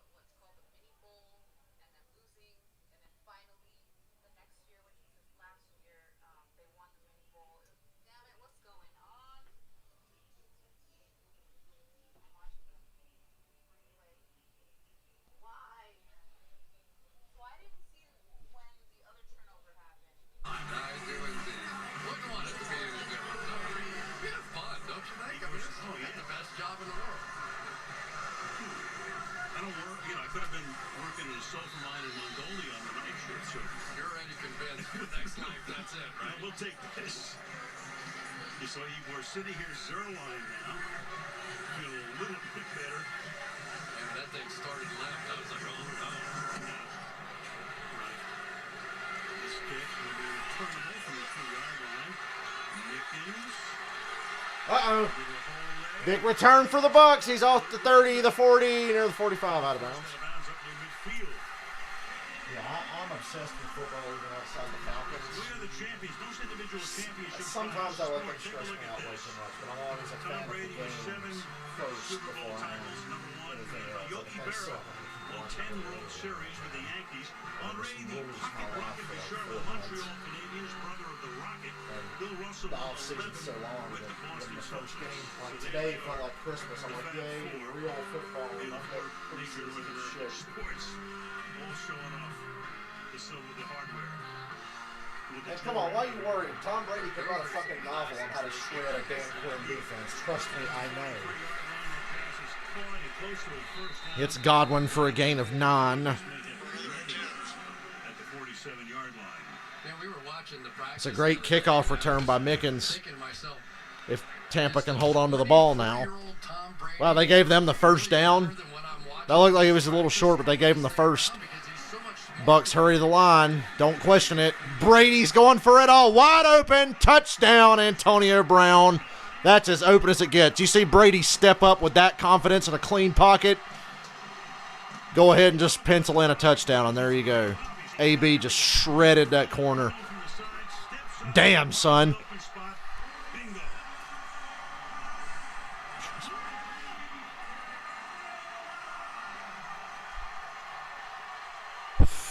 Woo.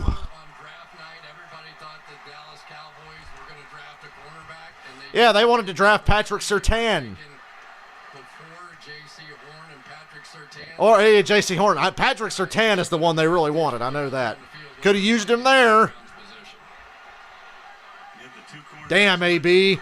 And the extra point's good. 21-16. Dallas is behind by 5. After showing so much promise with back-to-back turnovers, but missed extra point.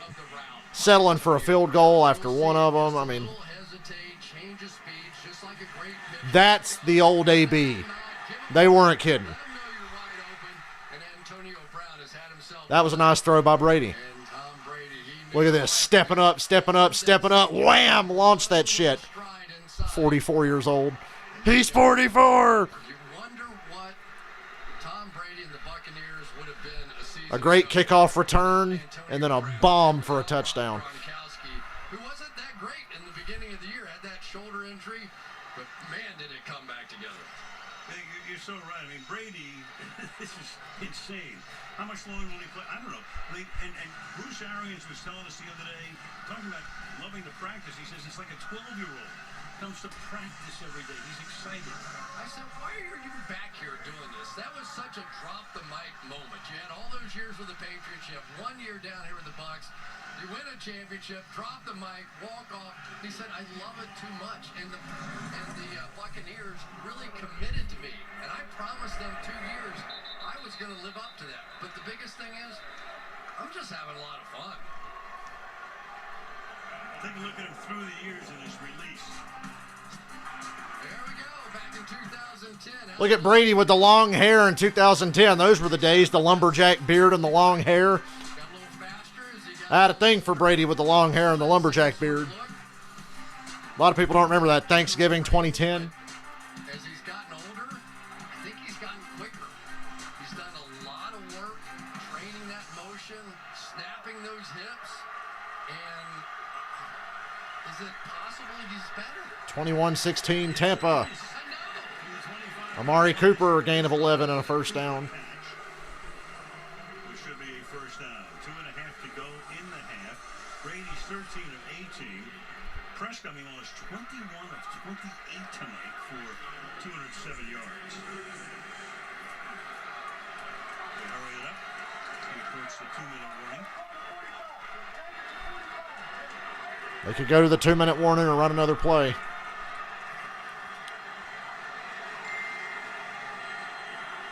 We go to the 2. And they're going to take it down to the 2-minute warning. So 2 minutes to the half. Dallas has all of its time out. Why does AB look like Tyreek Hill with that haircut?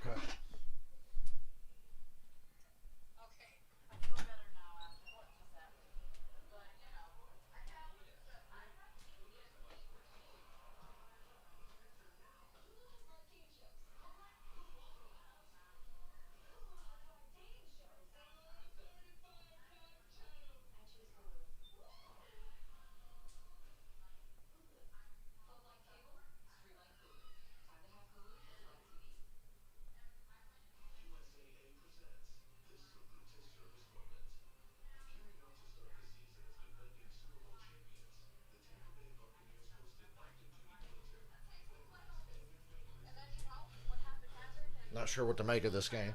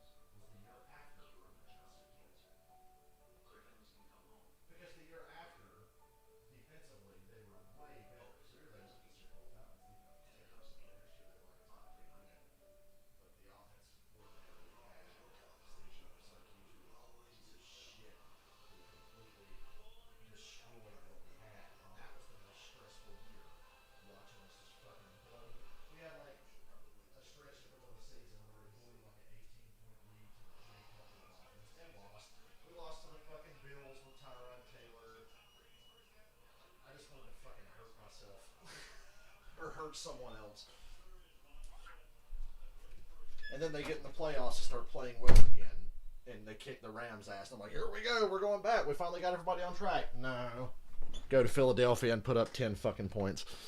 Remains for Dallas as they start this drive from their own 36-yard line. Dak with all the time.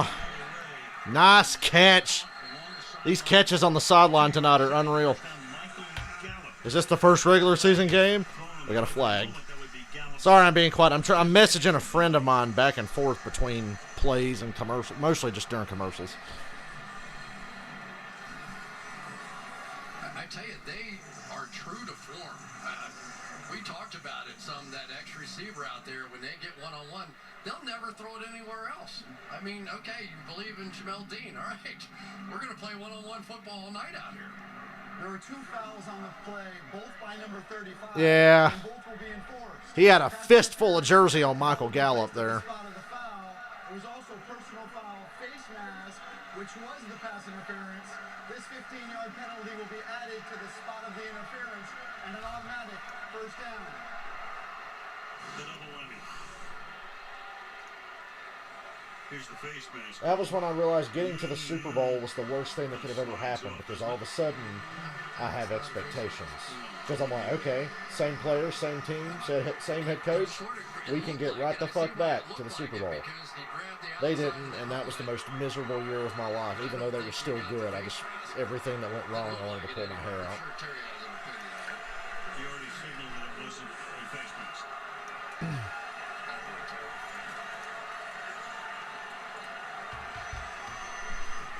Oh, what the fuck are we waiting around for? They're going to start adjusting. I'm sure they feel great about Dean being out there one-on-one. He's one of their top cover guys. And Again, Sean Murphy punting, the starter normally in that spot. Hurt, first quarter, done for the night. now we haven't even talked about how much more impressive this offensive line is with their two big tackles back in the game now. Inside of 2 to go in the half. Boy. Again, missing Zach Martin, probably the best lineman. There's Cooper for a gain of 7. Gets out of bounds. Stops the clock. The Cowboys have 3 timeouts. The Bucs have 1. Yeah, the Buccaneers under Bruce Arians and really under Bruce Arians, the Bucs have been such a heavily penalized team. They're so talented. They're so good, but every now and then, I don't know what it is. It's a Bruce Arians thing. Like, his teams are always heavily penalized. Not that the Cowboys are buttoned up or anything, but they are tonight. They're pretty much doing everything right tonight except in the kicking game and the coverage game. Oh, there's the pressure on Dak. Throws in a crowd. Gallup can't hang on. They're going right after Gus Dean again. Dean is getting a workout tonight. He's earning his money. They are fucking picking on him. It's Michael Gallup. Not even Amari Cooper or CD. They're going after Gallup on Dean repeatedly.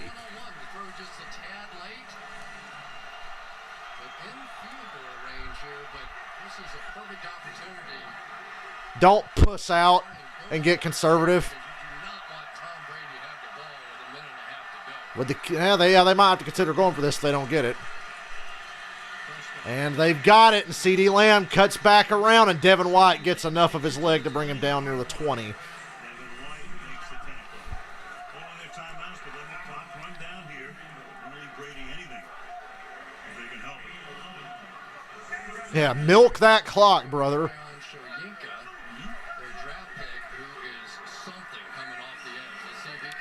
At the Tampa 21. Dak off his back foot under pressure. Oh, overthrew everybody by a mile there. Carlton Davis with 71 seconds left at halftime. Second down and 10. They set up a little game that time for Joe Tryon. Cowboys get the ball to start the second half. They can double up here if they play the clock right. He has just been magical out here. Going to loop back inside here and really does get a little pressure right in the face of Dak Prescott. There's their number 1 pick. Plays college ball at Washington. Second and 10.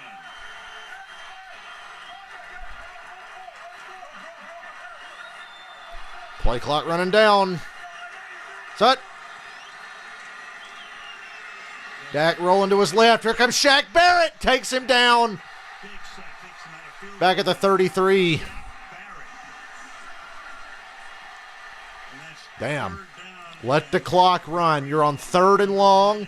The Bucs have 1 timeout. I'm surprised they're not using it there, but I figure they know that if they use it, the Cowboys will just run it and run clock down and then kick a field goal, because now they've got to play for the field goal. That was a huge sack.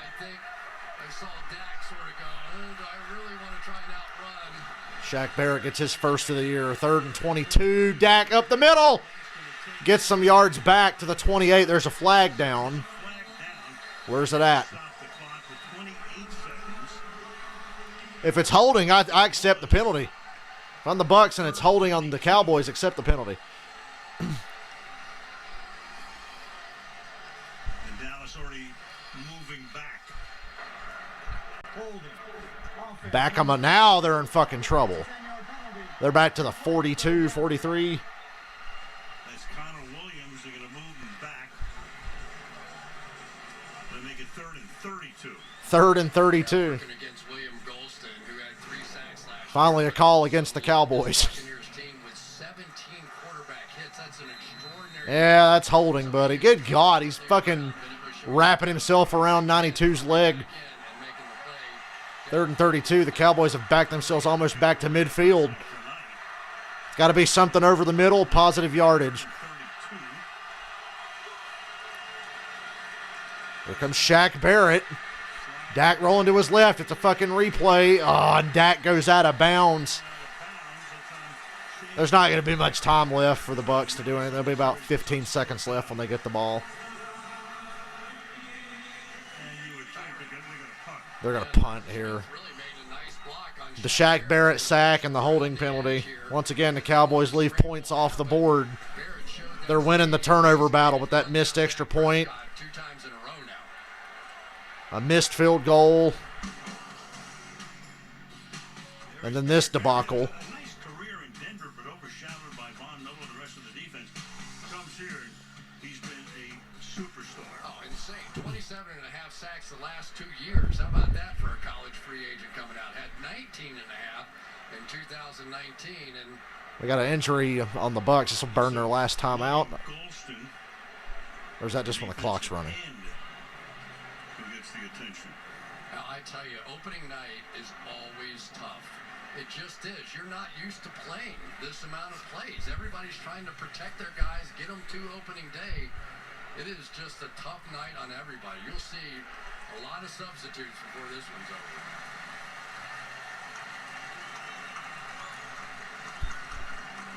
Golston comes off under his own power. The punting Why is it so hot in my room? right now. I ask you.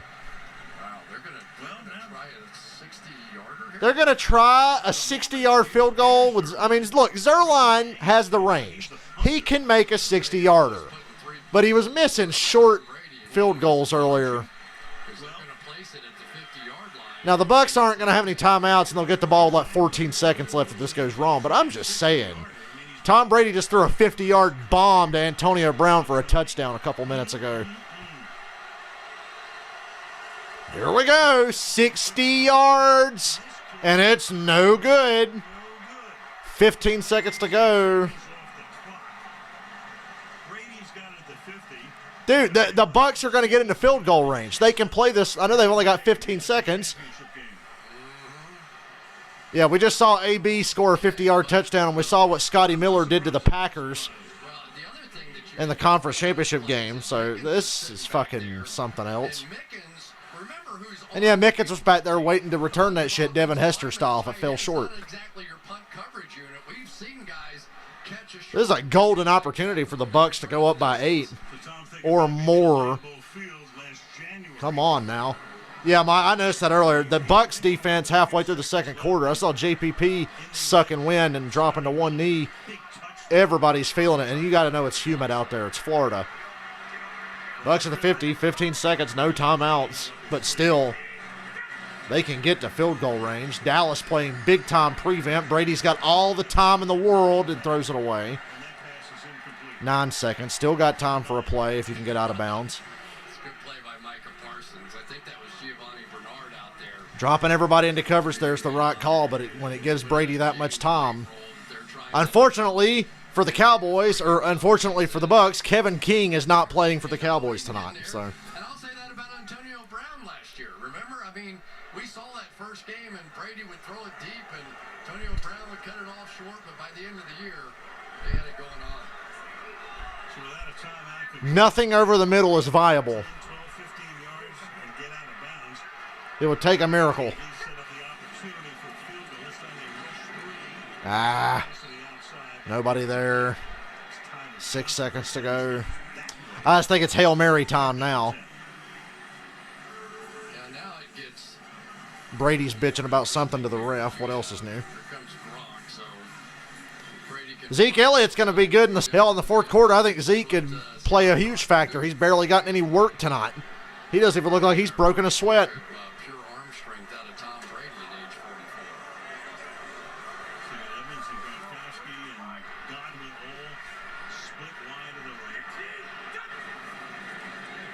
Cowboys all Oh, Brady's going for the Rodgers. It's going to get there. Intercepted. And they're going to try to run it back. He's at the 10, the 20. Hello. Is anybody going to bring him down? They finally do. An interception to end the half, and that's going to piss off Brady because Brady's a big stat guy. No matter what anybody says, Tom Brady gives a fuck about his stats. And I know he does. And that was a great pick. And then they got all the way back to the Tampa 40. I was starting to wonder, I'm like, who the fuck's going to bring him down? He got slowed up just enough to get crunched from behind by an O-lineman. But regardless, we go to the half. Tampa Bay 21, Dallas 16. All right, now, Chris, thank you. Could that have been more fun? Tony Dungy and Drew Brees on what they saw. Drew will talk about Dak Prescott and his progression and how Tom Brady and the Bucs picked up where they left off on offense last year. They head up the tunnel. We head to the Toyota halftime. After this. Want to stay up to date? Hey Siri, show me the football schedule. I really think that the nap I took this afternoon is going to keep me awake tonight. That and the fact this game is really good. I'm enjoying myself. Both teams are doing a lot of things right, but man, Tampa turning the ball over. I know that was a garbage pick at the end of the half, but still. Ronald Jones fumble. Brady pick off a tipped pass from Fournette. Brady pick at the end of the half, but the Cowboys are missing extra points and field goals. Barry McCogginer, LOL, Tom Winston with 2 interceptions in the first half.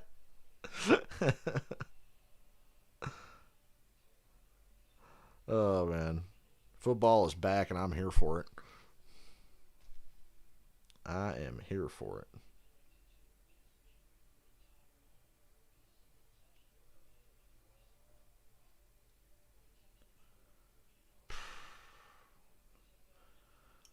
I'm going to go to Twitter and try to remember to go to Skip Bayless's Twitter account specifically before I leave Twitter. When Antonio Brown scored that long touchdown, Barry said, "You got to love watching a rapist to succeed on national television. That's why we love sports."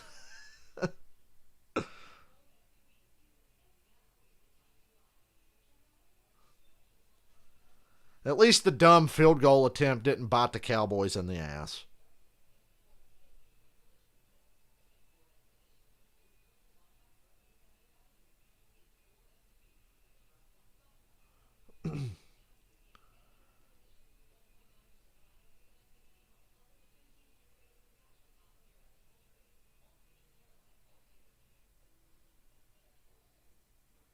And yeah, Nick Wright earlier when Levante David pulled off his helmet said the helmet isn't 15 yards anymore. That's what I was wondering because Levante David just missed that Dak Prescott interception and immediately took his helmet off and didn't get a penalty. That should have extended a Cowboys drive. Or at least it would have in the past. So, then Mike Pereira. Okay, Mike Pereira. People are going to ask why that was not a foul for removing your helmet. It's because it was not to celebrate. And it wasn't done in a taunting action. It really doesn't fall into the category of a foul. So, okay, only if you're taunting or celebrating if you take your helmet off. Okay. I can live with that. Mike Pereira said it, and I trust that man.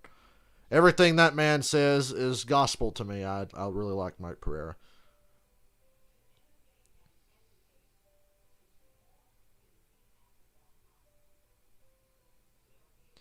This game should be 21-20, but it's 21-16.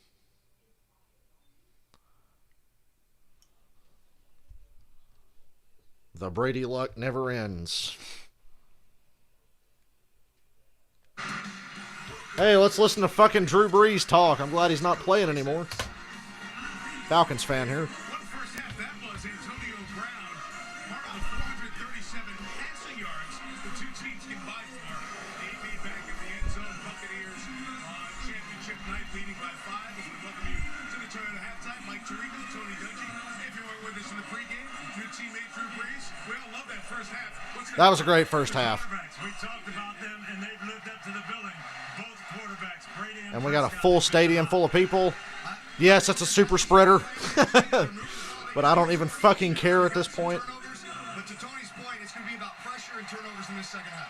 5 passing touchdowns, 4 turnovers, 3 I can't even take the time to give a fraction of a fuck at this point. You said they needed some time I'm not there, so what do I care? No, you can tell that offensive coordinator Byron. Tampa has 3 turnovers. Yeah, and they're winning by 5. That's classic Tom Brady. Classic Brady luck. 3 turnovers, and they're winning by 5. When someone's open, get it out of his hands. Now, when they want to go deep, I hate it here. let's go play action. I'm going to fucking wind up cheering for the Cowboys in the second half. I mean, I've been kind of cheering for them all night. This play action, great protection, and now look for those deep holes in the secondary. We didn't see this until week 7 or 8 last year. We're seeing it right away now. 3 touchdown passes, 213 yards. You mentioned Dak Prescott had some hurdles psychologically and physically coming off the injury and have not played in 11 months. We don't know about the psychological till after the game. We talked to him. What did you see in the physical? I think with his mobility, he's had to scramble around quite a few times. A lot of bootlegs where he's been able to get fine completions. And, you know, the zip though is something that felt like it took a while to get to. You know, early on in the game here, this is a tough throw to make for a quarterback. A deep out route didn't seem like he had a ton of velocity behind it. He left it short. You could tell he's manufacturing this throw. He's not getting everything into it. So Drew Brees is noticing what Shannon Sharp noticed. I read on Twitter. He said he doesn't think Dak's arm's at 100%. It's not bad, but it's not 100% if you watch these passes. But it don't look that bad to me when he has to throw down the field. But they're really designing a lot of shit to be short, middle, intermediate kind of passing. I like the play calling I'm seeing from Kellen Moore, though. I think the Cowboys are doing a good job there. Greg Zuerlein can make some fucking kicks. I've been down here all summer. Bruce Arians has complained about lack of focus and not being sharp. Drop ball, fumble, that's penalties. That's what they've got to eliminate. I know that's what he's talking about in that locker room. We've got to focus and play our game. What about Dallas? Dallas needs to stay patient. I love the job Kellen Moore's done with the game plan. It's screens, it's run, it's boot, it's RPO, it's quick game, it's play action. Continue to keep them off balance, move the ball, but stay patient. We saw one of the players cramping at the end of the first half. Nobody in the league has played 4 quarters. The humidity's 80%. These second halves early in the season, big problems for defenses. Could be very interesting, and somehow Dallas on defense has got to figure out a way to God, guys, my air is on 70 and it's still hot in So here. we're going to see continued throws up the field. We got much more ahead from Tampa, including a look ahead to Saturday with college football. But first, feel the power of Toyota's hybrid SUVs. Like CD Lamb powering his way into the end zone in that first half.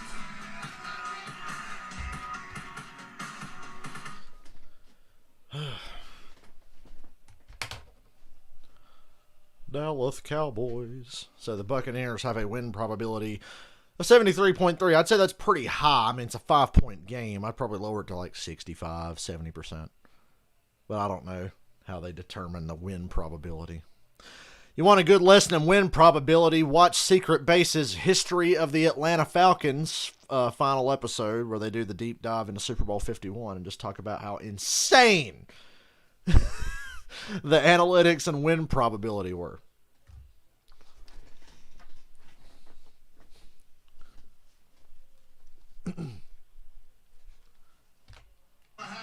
This one went in from 41 yards out.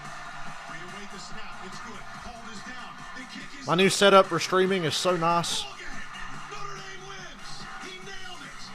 And they run off into the locker room to celebrate the win. What a moment. The thriller for Notre Dame at Florida State last week. Home opener Saturday, 2:30 Eastern. It will not be here on NBC.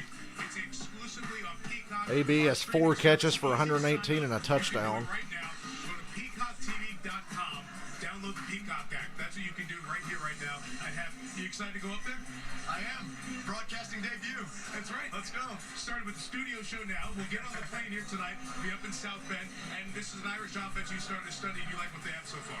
I do. I think Jack Cohen brings a great element to that down the field passing. Hope they're packing these players with oxygen for this damn humidity And then defensively, the same to go way. into this second half. A couple big plays, a lot of just not good football on the defensive side. So they're gonna look to improve that against Toledo this weekend. We'll be on Peacock. And Drew, I can tell you this. I know you're a Purdue guy, but you are going to love it. The broadcasting there is so much fun. Purdue Notre Dame the following week. We'll see you for Toledo on Peacock coming up Saturday afternoon. We'll see how Chris and Michelle for the second half. What a first half. Brock and Brady for the 99th time. Connect 13. Let's not talk about those 2 Brady interceptions or anything. Nah, the one was Fournette's fault and the other was a garbage time pick. I'm just fucking around. I just like how it looks on the stat sheet because Brady ball suckers love their stats. They'll be like, Brady had the most touchdowns and POTs in history. And I'm like, yeah, because he played in the most games. You're just a hater. And I'll be like, hey, did you know that Brady has the most interceptions in playoff history? And then they'll be like, well, that's just because he played in the most games. It's like, aha.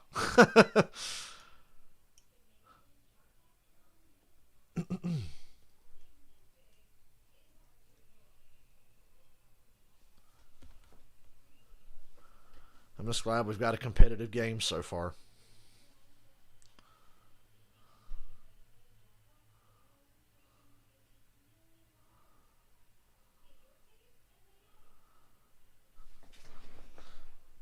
That's good sports. How many corners should the Cowboys pay with Zeke's salary? Well, if they could have drafted Patrick Surtain.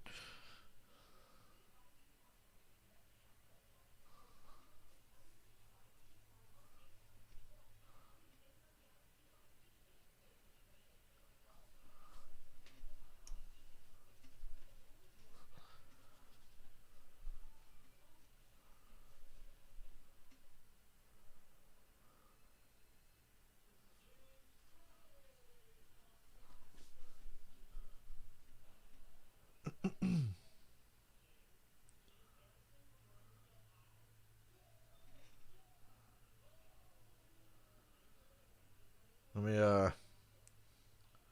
look at old Skip's Twitter account.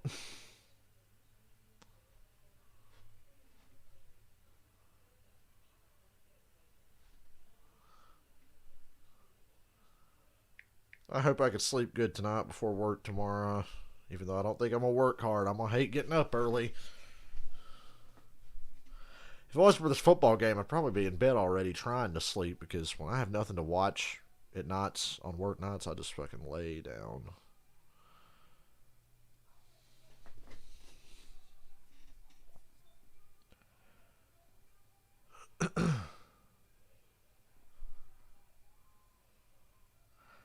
God, Skip doesn't know who he's sucking off. He's talking, oh, Brady this, Brady that. Oh, look at my Cowboys. He hasn't tweeted in all caps in an hour, but we still got a whole half to go.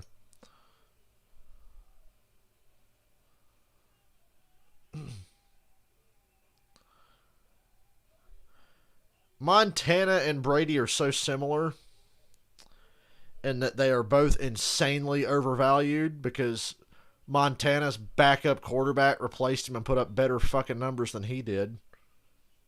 Steve Young. I'm a Steve Young guy. I'm not a Montana guy. I'm a Steve Young guy. Steve Young was better.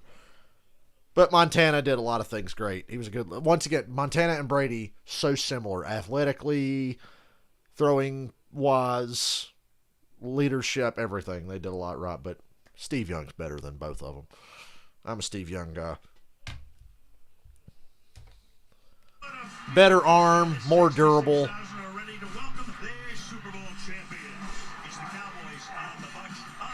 If the Niners has been loaded in the late 90s as they were in the mid 80s, Steve Young would have won like 4 Super Bowls in a row. Montana never had to play the early 90s Cowboys. And to Young's credit, he got them once in the championship game.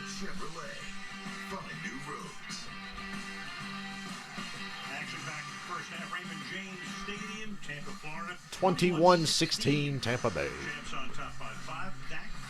Dak Prescott 23 of 32, 224, 2 touchdowns.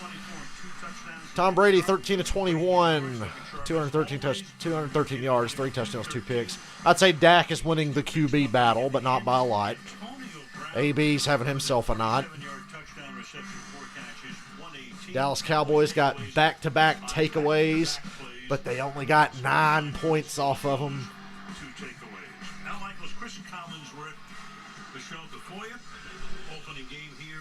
Thursday, off we go to Los Angeles on Sunday night for the Bears against the Rams to start Sunday. And the Cowboys down by 5 get the second half kickoff.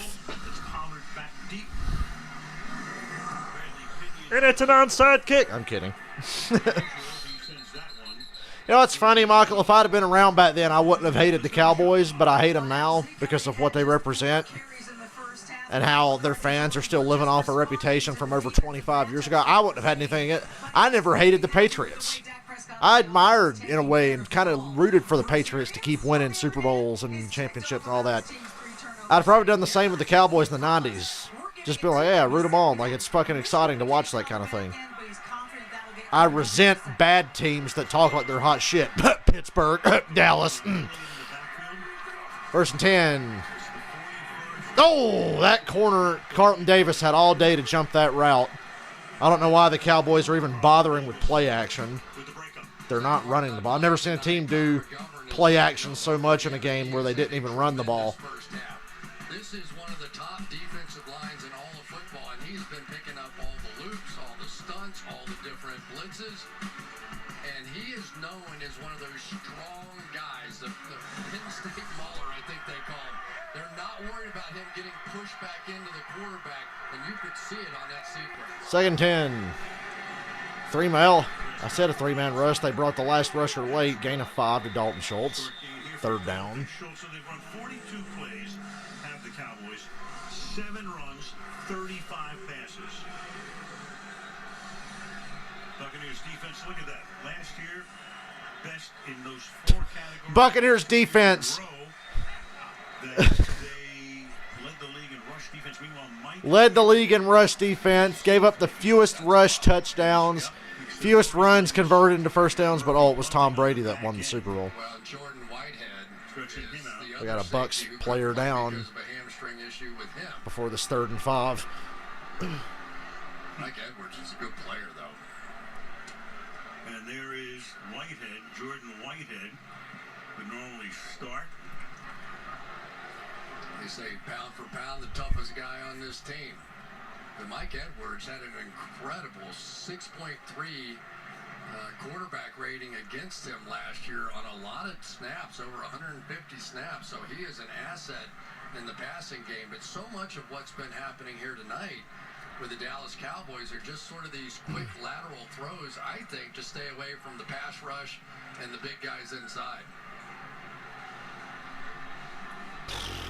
We couldn't get a commercial for this injury timeout. Never mind. Cowboys back in the huddle. He is inactive tonight. And Andrew Adams. Getting this second half kickoff is almost as good as a turnover with the couple they got in the first half. You got to take advantage of this. You should be only down by 1. You're down by 5. Put some fucking points on the board. And go for 2 if you get this. If you drive down and score, go for 2.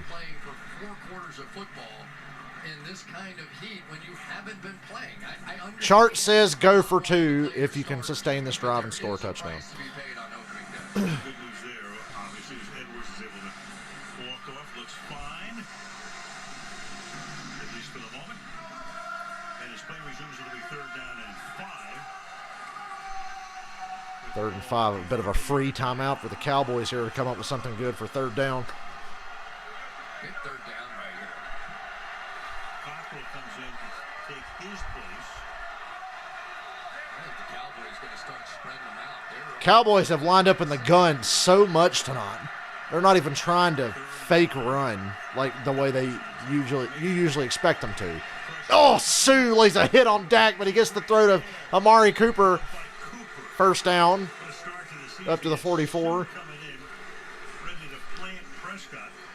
Dak's making some nice throws for a guy whose arm might not be 100%. Al, look at this. Everybody, this guy actually dropped down. But Dak Prescott, A blitz. he's going to get drilled. He knows it. He takes the shot right in the ribs and put that ball right on the money. I am just blown away. And we know how That's a tough 3rd down conversion. But for Dak Prescott to miss all of camp, to have the shoulder, 2 ankle surgeries, and come out here. Yeah, Dak's doing a phenomenal job today. I couldn't be more impressed. And we know how good this defense is. Fake the run to Zeke. Ooh, a little behind Amari. That was risky. That almost went through Amari to Carlton Davis. That throw was a little behind. Well, they get a few yards out of it. And you get it, right? You understand what Todd And it's all on Dak. They're not running the ball. This is all on Dak. Talk about a way to come back in. You didn't get to play in the preseason. You didn't even get to fucking practice in the preseason. was the #1 quarterback And they're putting it all on him tonight. A season ago, and for the last 2 years, since 2000. He really does elevate the Cowboys into being a team you somewhat have to take seriously. Are we going to change? Are we Somewhat. You really got to take them seriously. They're so talented. We say that every year, though. Zeke gets blown up. No gain. As he crosses the line of scrimmage, it's Andrew Adams who's come in for the moment to replace Mike Edwards, who was... That's a cute effort to try to pretend that you're still balanced. How about that? Andrew Adams. Yeah, Dak's on pace to throw 70 fucking balls They tonight. have so many guys crowded around the line of scrimmage. Adams just played that one like a linebacker. That was tremendous. They activated him off the practice squad today. Bucs run defense is on point. The secondary's feeling banged up tonight, though. A lot of injuries. And Whitehead didn't even suit up tonight. They want to set up to come after the quarterback if they do blitz. Third down. Here comes another blitz from the Bucs. Doesn't get there. And he hits Amari Cooper to the Tampa 35. Secondary for the Bucs is really struggling. The front seven's doing the work, but secondary struggling. Catches and 91 total yards and loses the shoe. Elliott is not going to And that's a second third down conversion on this drive alone. picking up the last guy in protection That was good pass protection from Zeke. and waiting on him to come to hit. He is stepping up into that gap and taking them. Oh, wow. Volleyball could have went bad, incomplete. Anytime a ball gets batted, it's like, ooh. Drops incomplete, second down and 10. Yeah, now they're starting to roll away a little bit and allowing these quarterbacks to take some chances. And when they're playing two deep safeties, this now would be the opportunity if you wanted to run the football. Cooper just getting shoe repair on the sideline as it's second down and 10 from the 34-yard line. Second and 10 from the Tampa 34. No pressure again.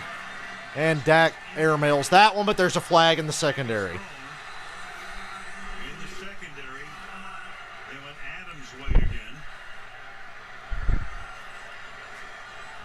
Get the call from Sean Ockley. Pass interference. Defense number 26. The ball will be placed at the spot of the foul. Automatic. First down. And there is Adams in for Edwards. I mean, it's attack time.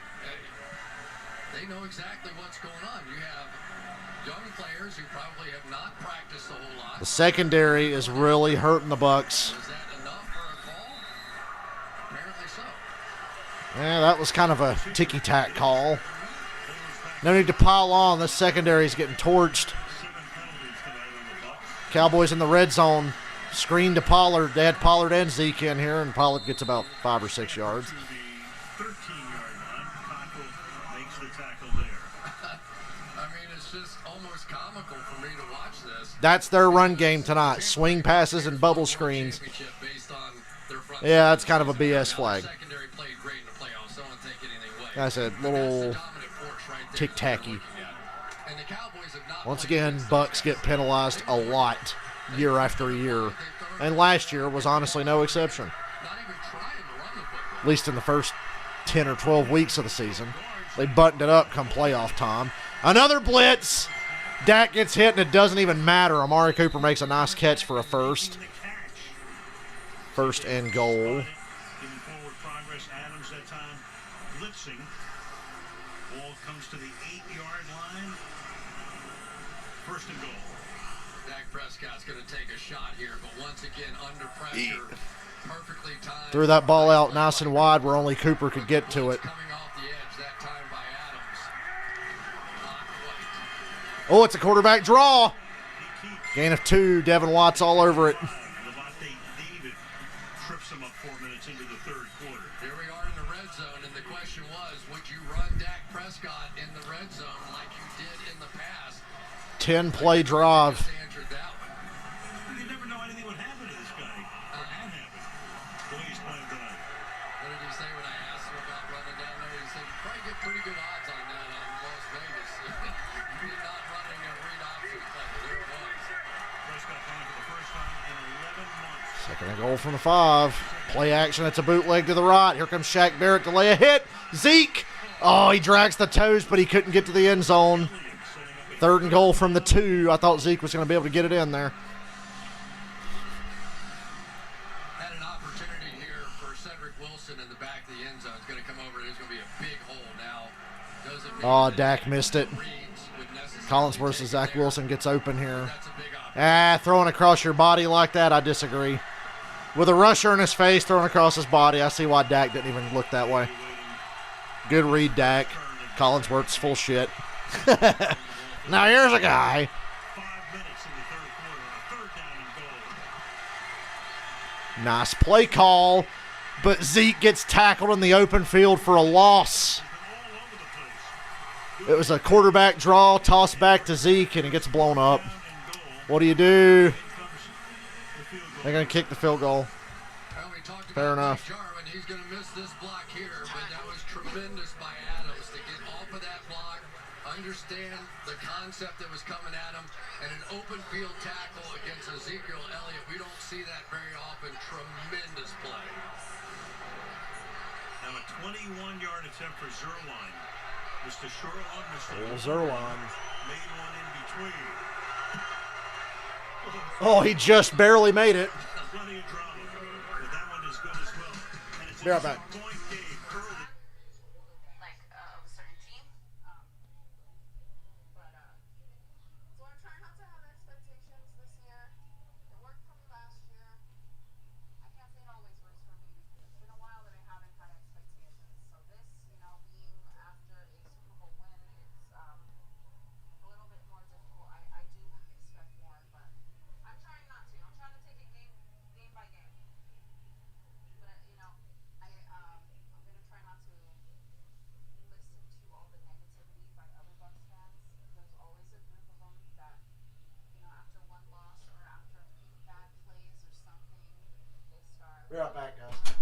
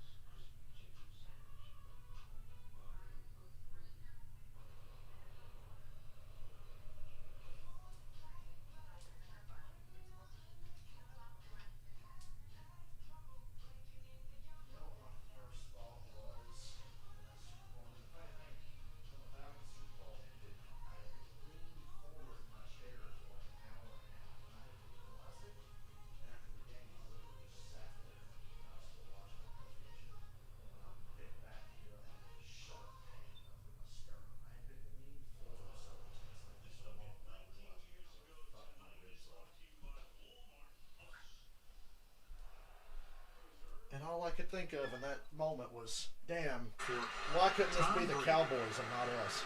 And that figures to be a spot that's reserved for Tom Brady for a number of years. Well, I think it's going to be. One of those things, is he a one-year back. wonder, or is he going to be something that's for real? I feel that he's going to be for real, but like I said earlier, he has to keep taking those steps to get up there.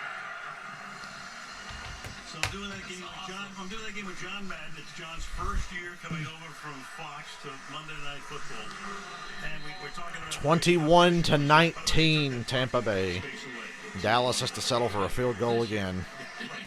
It was there for 2 decades. How great is it? No running game for the Cowboys is Tampa Bay's saving grace. The Cowboys are not balanced at all. Yes, the Bucs secondary's getting worked over, but that front seven is not giving up runs. And Mickens is knocking on the door, taking one of these kickoffs back to the house. He just got the Bucs out to the 34. And we will be there for that game on Sunday Night Football. That's just going to be magical. You can say whatever you want, but two legends of the game now, and Bill Belichick and Tom Brady playing against each other. I think a lot of people might be watching that game. And he will get a terrific look. Brady's first possession of the second half. How you doing, old man? Damn, 5 wide. Leonard Fournette's playing wide receiver. Ugh, that was an ugly Brady throw. Pocket kind of caved in front of him, and he didn't really step back. Well, this is number 300 for TV Rice, 284, Drew Brees, 286, Bruce Matthews, 292, Brett Favre, 298, Tom Brady, 300 starts. Remember, the first game he played is the second oldest starting quarterback in NFL history. Steve DeBerg was filling in. Steve DeBerg. Watch that history of the Atlanta Falcons video to talk about the game Al Michaels just mentioned where Steve DeBerg filled in for Chris Chandler. There's Godwin incomplete. Low over the middle. Definitely catchable, though, so I'll put that on Godwin. 3rd and 10. Talked about Tom Brady and what they've done over there. If this Cowboys offense could score a touchdown in the red zone, it could be a blowout Cowboys way. They've had 1 touchdown there, 3 field goal attempts. They've made 2. But the Cowboys really have not been stopped much here. And Dan Quinn's defense has come up with a couple of turnovers in key moments. 3rd and 10. The Bucs 288 to 245. Here's a 3rd and 10. Pressure on Brady from DeMarcus Lawrence. And Brady has to throw it away. There's a flag. I hope that's not in the secondary.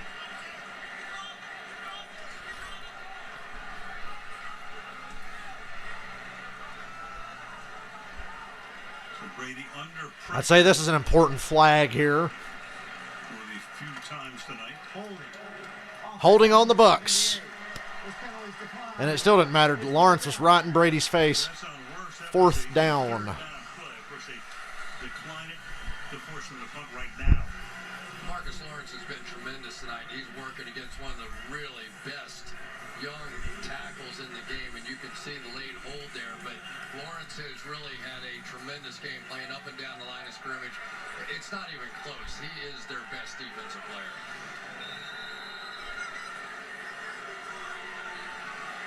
Brady Pinion. Oh. False start on the Bucs. Neutrals on it, Oh, no. defense number 56. They call them the Cowboys. 5-yard penalty. Still 4th down. Do that one more time and you'll give the Bucs a fucking first. A rare 4th and 10. Right.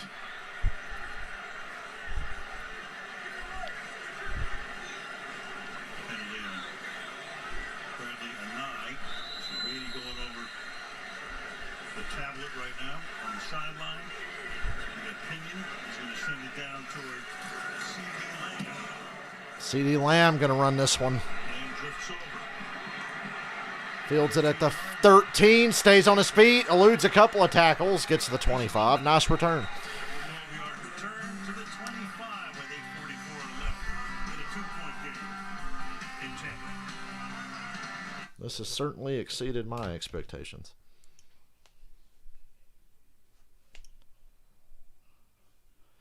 Hey, there's the Venom 2 trailer. You know, the first Venom movie sucks balls, but I'm actually interested to see this one. I actually think the second Venom movie will be good.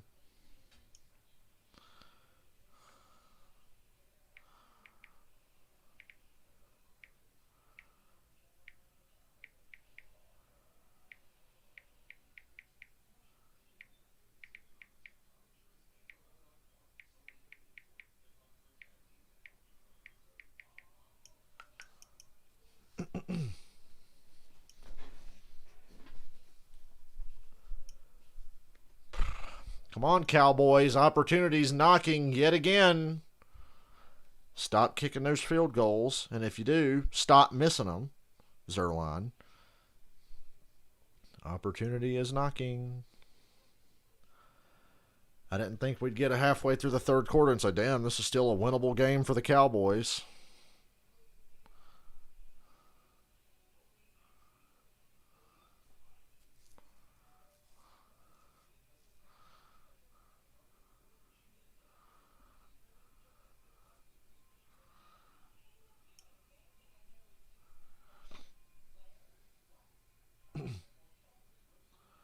Boy, old Barry McCocketer's in overdrive on Twitter tonight. He's not having any of this. He keeps calling Brady Tom Dilfer.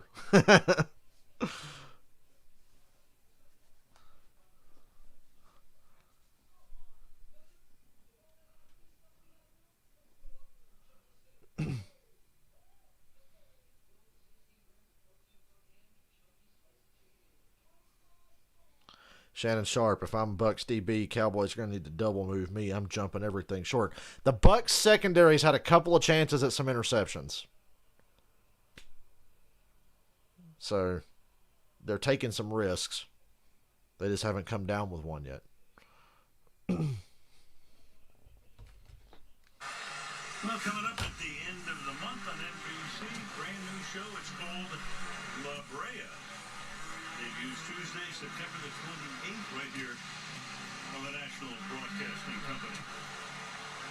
Tampa, Florida on this Thursday night. Here come the Cowboys at their own 25. Fake the run to Zeke, who picks up the block. Intercepted. Finally, what did I tell you? A tipped pass. Carlton Davis comes up with it. They're running it back.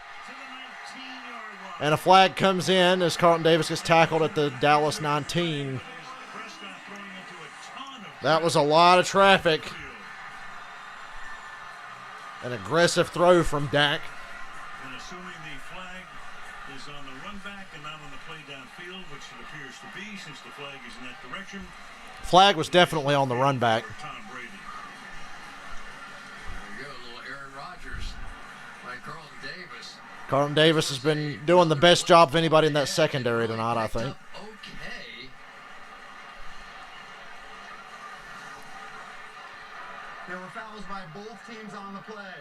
Before the interception, tripping offense number 20. By rule, this penalty is declined. Okay. After the interception and during the return, illegal block in the back by the return team number 58. This 10-yard penalty will be enforced from the spot of the foul. It's first down. So that'll cost Tampa Bay some field position. It's 10 yards from the spot of the foul. Watch Shaq Barrett here. He's the one who gets called for the block. More play action, despite the fact that they haven't run the ball. Yeah, that's not a bad throw. Yes, it's in triple coverage, but CD goes up over these guys. And it went, it hit CD right in the hands. That was a perfect throw by Dak if you're going to try to fit that in there, but CD Lamb comes up small. He got T-Rex arms at the last second and gave the ball right to Carlton Davis. And the block in the back happens at the 25, so Tampa should take over around the 35.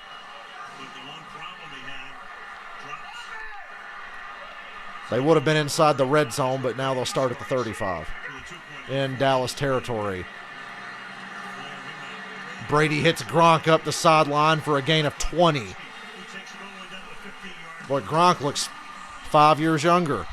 Hell, I'll go better. He looks 10 years younger. One of the major changes for this Cowboys defense, Keanu Neal, a former safety, now playing inside. There's Keanu Neal. Very situation to cover these big tight ends down the field. He's always been a big hitter. CD Lamb has single-handedly fucked. CD Lamb and Greg Zuerlein are fucking the Cowboys so bad tonight. Screen to Godwin. No blocks. Yard and a half. Second down and 8, first with the tackle. Where there are just so many different players playing roles right now for this Dallas Cowboys defense, and it may pay off for them as we go deeper into this game, but they have been sort of interchanging. It's been Micah Parsons and Keanu Neal sort of playing in tandem, and Jalen Smith and Leighton Vander Esch sort of playing in tandem on early downs on those run downs. So now they've got Parsons back in there, what they consider a passing situation.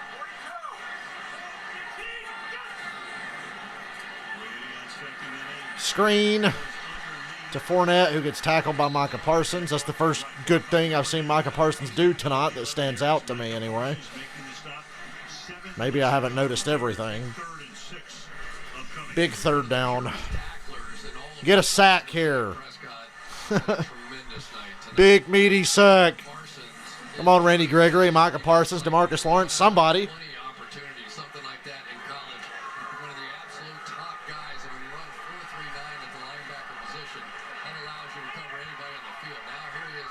3rd and 6. Brady goes empty.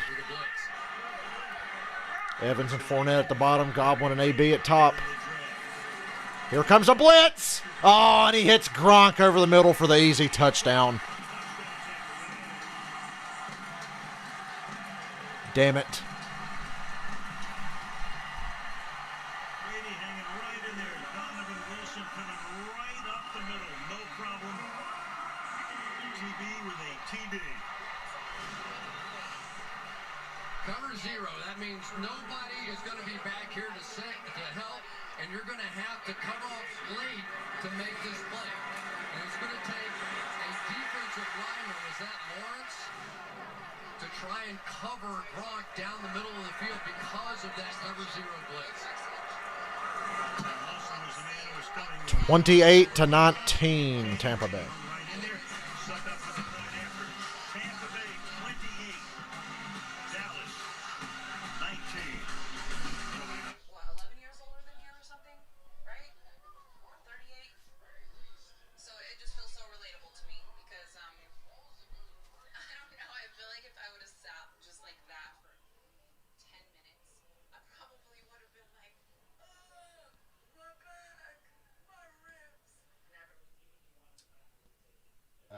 I was so driven by just anger and internal rage, I couldn't even begin to think about my poor rib cage and sternum that day.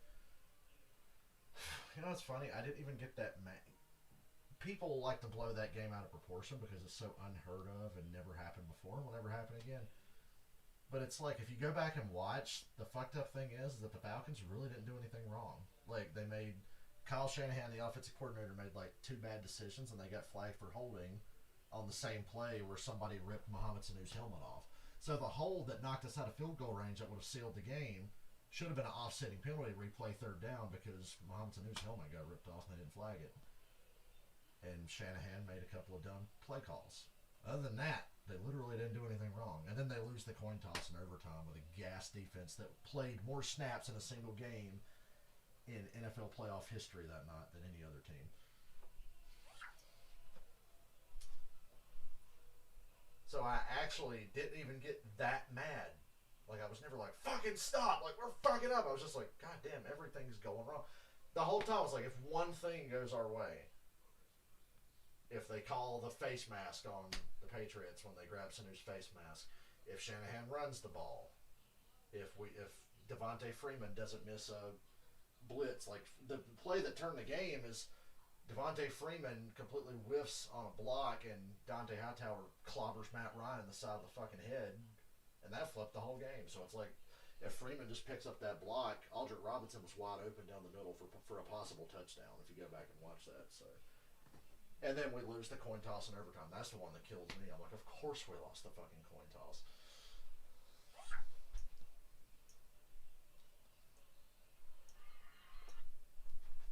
Yeah, that release from Gronk really made that possible.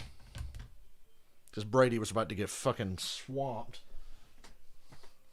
Ronaldo returns to Manchester United. So that's 2 touchdowns for the Gronk tonight. 2 for Gronk, 1 for Godwin, 1 for AB. And the Bucs are up 28-19. They're up by 9.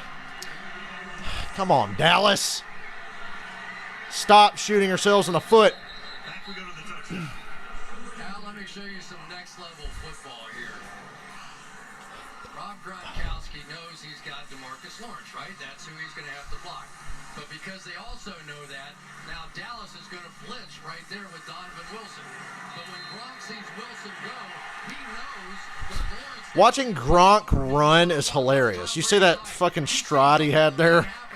The minute that the blitz comes from Wilson, he knew no way that Lawrence was going to be able to cover Gronk down the field. Just brilliant stuff. Preparation. What was the spread on this? 9 points, and the Bucs are up by 9 now? So you're seeing a guy who wears 6.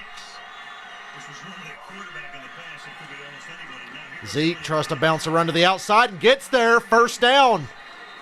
And 12-yard run from Zeke. gain of the night by far. Gain of 13. Like I said, ride him in this second half. He's barely been touched tonight. Touchdown passes. He's got to be in good shape compared to everybody else who's probably gassed out of their minds. Postseason, which is the most from quarterback to receiver. That's 100 of the 102 that Gronk has caught. He caught one from Garoppolo in New England, caught one from Blaine Gabbert last year here. First and 10, catch is made, gain of 7. Blake Jarwin. 7 yards. Yeah, we all talk about Gronkowski, the character, and all the funny things that he does and says. Fucking CD Lamb and his T-Rex arms. Intelligent a football player he was right there. It's funny, he retired, he was going to go on television, which he did, and movies and whatever, trying to be the king of all media, and then Tom said, come on. Remember when Gronk was in WWE? Weather, Fucking hell. income tax. A lot of guys want to come down here for those reasons. They've got to try. Establish some sort of run here. There you go. First down, Tony Pollard. I think that's a first down. Al Michaels is 3rd and short. That looks like a first down to me, and they mark it a first. Yeah, it's amazing. Got to run this ball. Dallas offensive line and the difference in what they're doing. There's Gronk. Got to bring them safeties up. But The Bucs are so good, they usually don't have to bring safeties up to stop the run. That front 7 does the work. who played in only 2 games last year. And Zach Martin should be back next week, who missed 6 games and had to play tackle 2 games. Now the Cowboys come out empty backfield. Late blitz from the Bucs. He hits Schultz, who gets a first down. To me, it looks like right at it. They say 9. 63 receptions for Dalton Schultz this season ago after just 13 combined in his first 2 years. And there's a guy that you just go ahead and write this down. Kellen Moore is going to be a head coach in this league very, very soon. He was kept on and They say first down. I like that spot. It looked like a first to me. last year retained him as the offensive coordinator from the former staff. And they go with Zeke, and Devin White just crushes him at the line of scrimmage. No gain. Devin White. You better not try and do 2 things with Devin White on the field. Bionich is going to try and go there and then Blott's there. Devin White is the best middle linebacker in the NFL right now. He got a little help from his defensive lineman as well. Did you see the little grab? I'm a huge Devin White fan. That was just perfectly done. White in his 3rd year, he was their number 1 pick out of LSU in 19, number 5 overall. Play clock running down. 195 yards. Nice throw, Dak. Nice catch, CD. Haven't said that a lot tonight. He gets him a yard short of the first. 3rd and 1. About a yard shy of the first down, 3rd down. Well, they're backing off the blitz a little bit now and playing a little bit more coverage. But you just have to wonder how much time in practice for Todd Bowles has Andrew Adams gotten.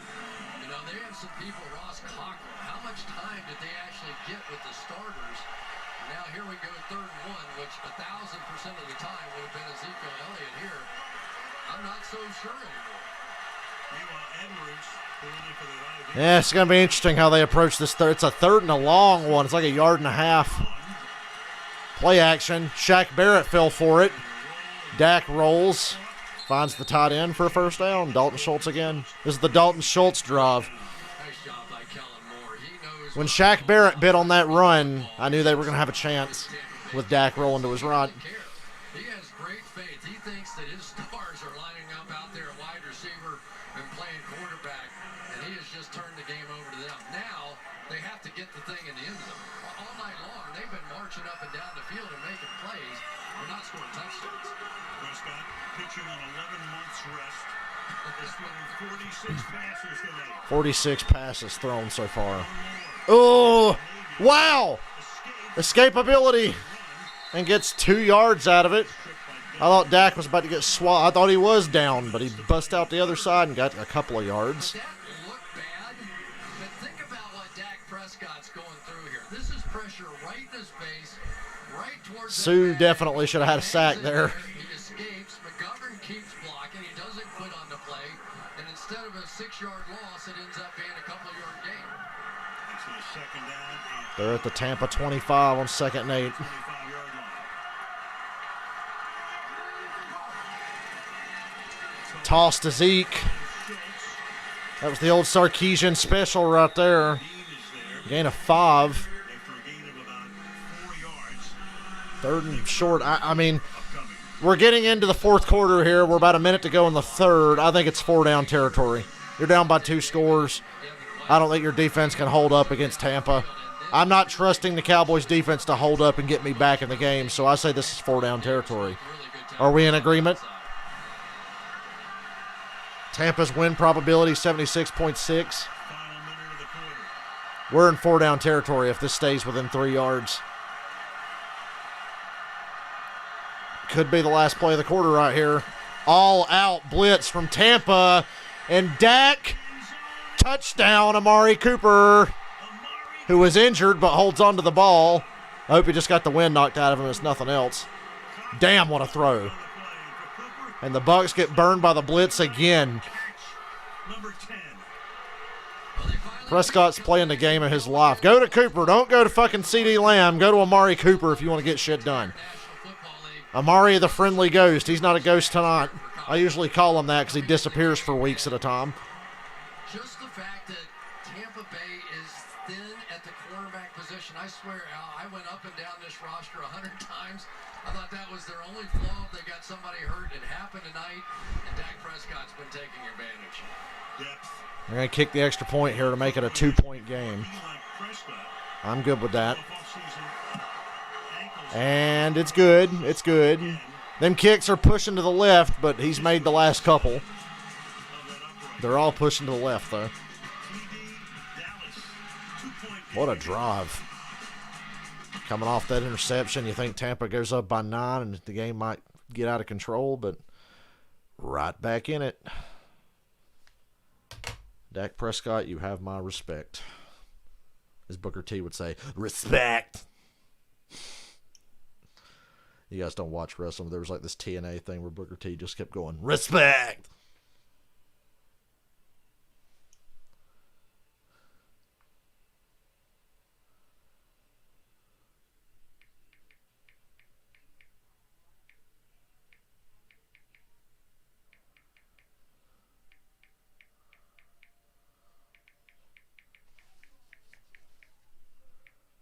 Whoever loses this game is going to just be crushed.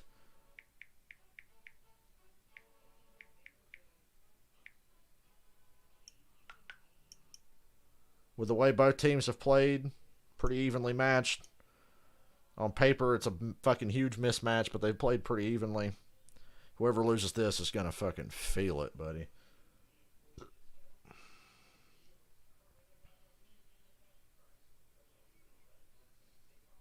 Skip Bayless. For the first time, I believe my Cowboys have a real shot at winning this game and pulling off the upset of the century. Is it really the upset of the century?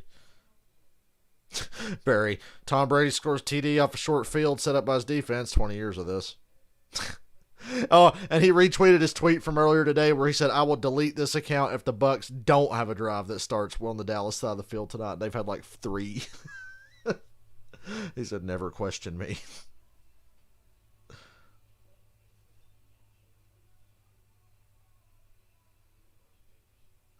Amazing how Tom Brady inspired CeeDee Lamb to drop that pass.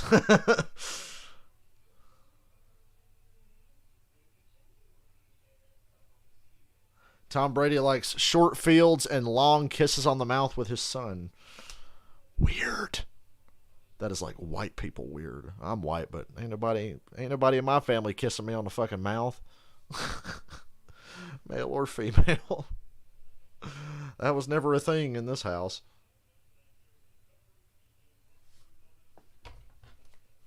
Brought to you by Geico. Often on rain most of the day today. Dry nights. Maybe the Cowboys should fire Mike McCarthy and make Kellen Moore the head coach. Well, I think he's answered a few questions. I think Kellen Moore has a future. Year before last, him and Dak, I was a big fan of how they were doing, how the Cowboys offense opened up with him.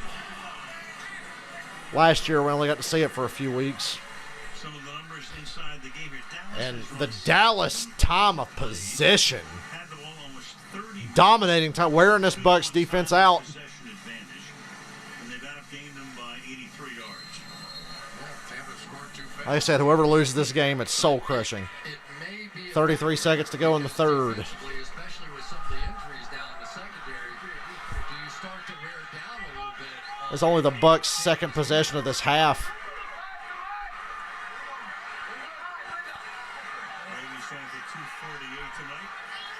What do you got, Dan Quinn defense? They go screen to Fournette, who holds on to this one. Wolf Hunter can't make the tackle. Fournette goes out of bounds after a gain of 13. Here comes the Brady ball. Dink and dunk, screen passes, all that bullshit. Brady ball, I call it. Look at Antonio Brown. You know, when he came in this organization a season ago, he was the most targeted player, 25% when he was in the game. They went after him. They're still. There they go, run up the gut to Fournette. Oh, and DeMarcus Lawrence cleans it up. Van Der Esch and Randy Gregory strung it out, and DeMarcus Lawrence cleaned it up. We got a flag. End of the third quarter, though. What will be the final play of the third quarter. A heck of a play by Leighton Van Der Esch.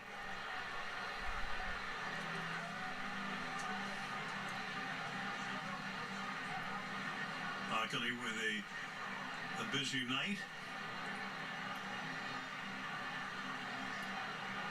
Checking with the Tampa Bay side. What do they want to do here? Illegal use of hands to the face. Defense Hands to the face on Dallas. That's automatic first down. End of the third quarter. has elected not to extend the quarter. This is the end of the third quarter. Okay. We go to the fourth, and it's a 2-point game. Continues after these messages. Come on, Dallas. I'm cheering for you. I know most of America's rooting against you, but I'm really kind of pulling for you here.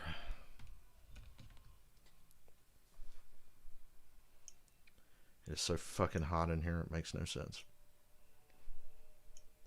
The only time it gets hot in my house is if the AC is above 73. It's like 70 right now, and it's still fucking hot in here.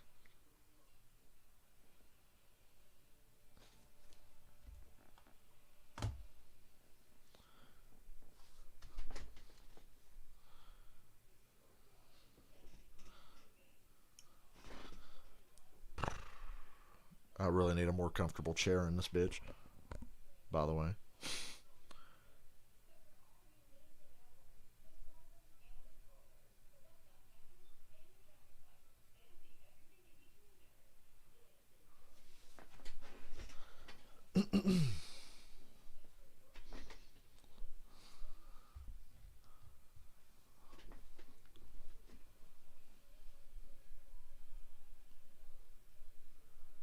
Well, I'm starting to think Tampa Bay's not going to cover.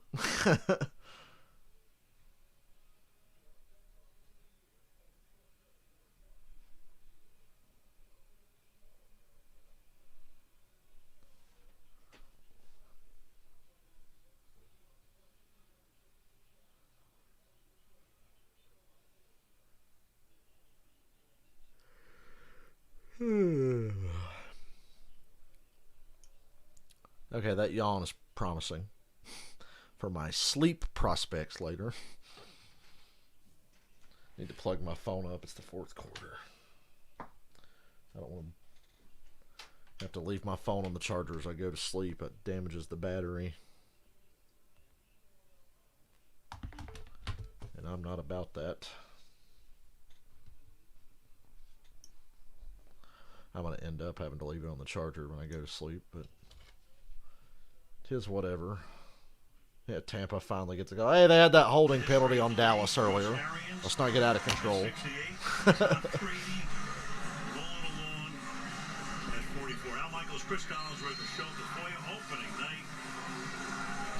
Oh, Bucs Patriots in a few weeks. I can't wait. I've been thinking about that game all year. First and 10 at their own 40 as we start the fourth. They got a 2-point lead. They've led all game. Fournette blows up the middle for a gain of 7. Bucs have balance. Cowboys don't. Yeah, it's that old double block, you know, that we talk about where they double team everybody inside and just slam it in there with a big guy like Fournette. Double here, gonna double here, and just get them going that way. Big Brent Urban in there getting the other end of that double team. He's one of the top run players in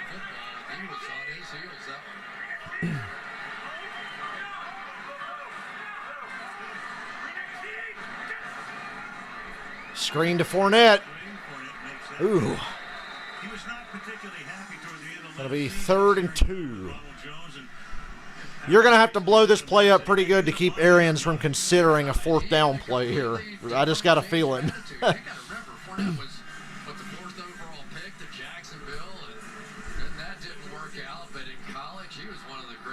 Football players I think I've ever seen. And then Mike Evans, he has got 1 catch on the night tonight, so a few surprises here this evening. 38 yards from scrimmage. Brady trying to convert a 3rd and 2, empty backfield. Cowboys only rush 2, and Brady finds Mike Evans wide open. How do you only rush 2 and leave somebody wide ass open that fast? I understand you rush 2, you're not going to get pressure. He's going to have all day, but Brady threw that ball immediately to Mike Evans. Oh, the old 2-man rush works every time. Not. Hell, the 3-man rush never even fucking works. 3-man rush is the dumbest thing in football. I'm never not rushing 4, okay?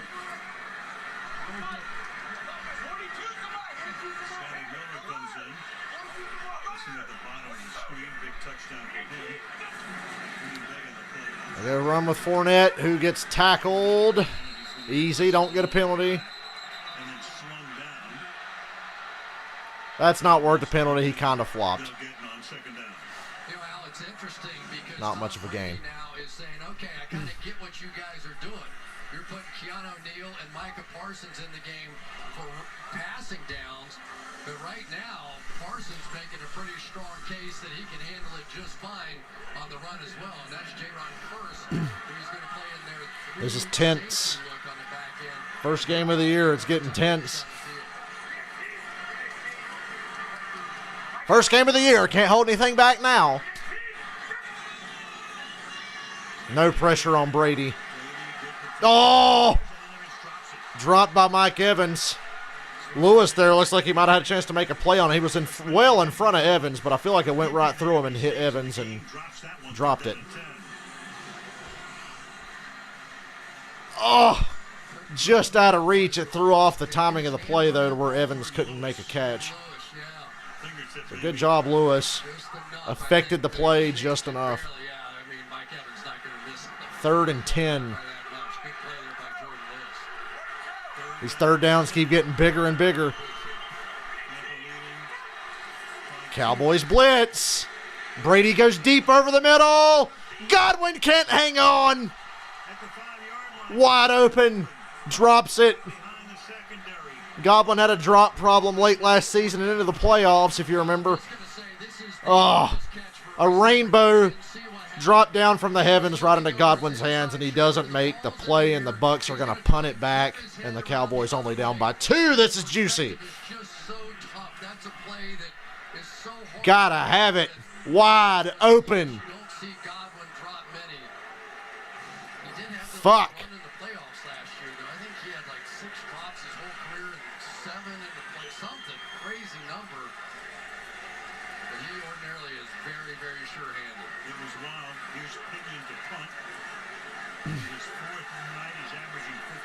Here comes a punt.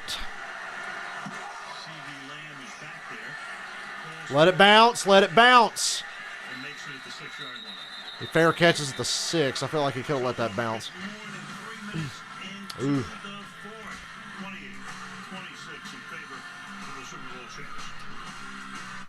I'm starting to feel upset in the air. The Bucs win probability is still 65. I think in a 2-point game, it should be like 60. Oh, man, I'm thirsty. Not a good idea for me to drink anything this close to bed. I might wet the bed. I'm kidding. Nah, I just don't want to have to get up at 2 in the morning and take a piss. I'd like to sleep through the entire night. Gotta get up and fucking work tomorrow.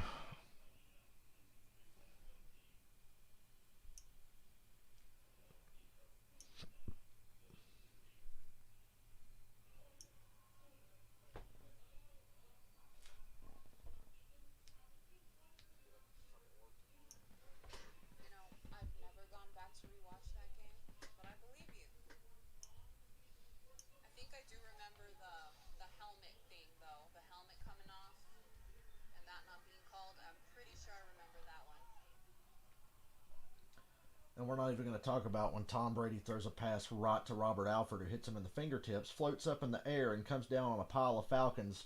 But it hits Keanu Neal's legs, bounces up again, and then Edelman throws a hand under him. Oh, let the Cats first down on 3rd and 10. And it's like, can you just fucking kill? That was the play where I was like, can you just fucking kill me now? I got a video to send you that you should watch when you get time. It's like an hour and a half long, but this YouTube channel just did the history of the Atlanta Falcons, and it's like 8 parts. But the 7th part, or the final part, is about Super Bowl 51. It's like an hour and a half long, and they break down just how absurd it is. Oh, and I forgot to mention, you said you're not on Bucs Facebook pages because fans are annoying. My favorite group of Falcons fans are the Falcons have the worst pass defense literally in NFL history. Matt Ryan really needs to go. He's holding this team back. Like, what the fuck are you people watching?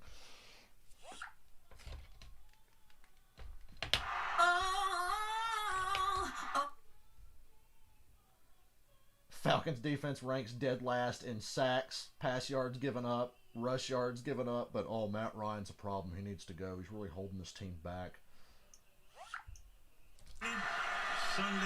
1st and 10 at their own 6. Screen pass to Amari. 2-yard gain.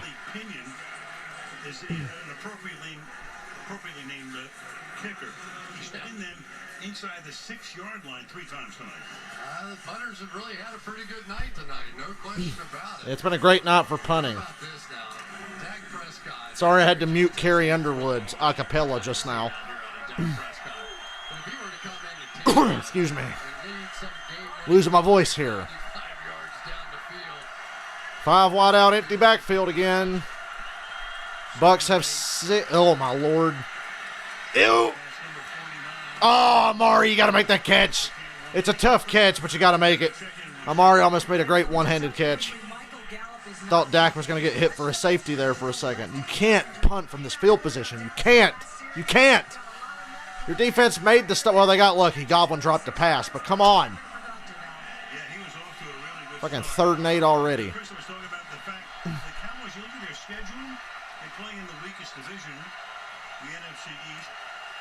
This is the only playoff game they will, against a playoff team, they'll play against until week 11. 3rd and 8. 3rd down and 8. Dak overthrows. Amari was covered. 4th down. The Cowboys have to punt from their own fucking end zone. What a surprise. Tom Brady's going to get another short field. The single coverage guy again, but Carlton Davis has just played a really good game tonight. All the stuff they were doing to Jamel Dean in that first half, we're not seeing working against Carlton Davis. And I tell you, this guy has had a nice night tonight, too. We got 11 minutes to go. Look at Jerry Jones. That's the first shot of Jerry, I think, tonight. That's surprising. Make this the punt of your life so they don't get the ball at me. Good God, what a punt. What a punt. And good coverage. They stopped the Bucs short of their own 40.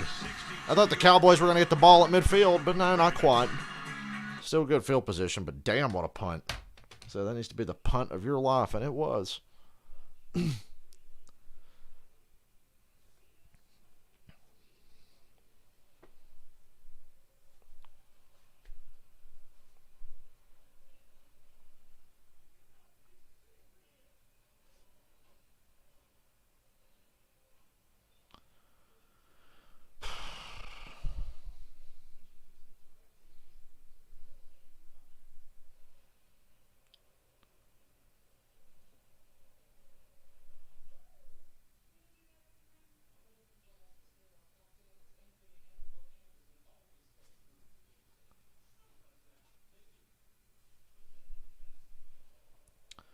So glad I'm not cheering for either team in this game. I'm in a weird place with the Falcons going into this season because I have no expectations. So I feel like I'm not going to get upset one way or another. I feel like I'm just going to be like, what do you expect? Because I don't really have any expectations. So I'd almost rather them lose so they don't get my fucking hopes up to crush me. I think the Falcons should win Sunday, but if they lose, am I going to be shocked? No. So I won't really be that upset. I have no expectations one way or another. Expectations are bad as a football fan. That's the worst thing you could have. Expectations. Let me tell you about expectations.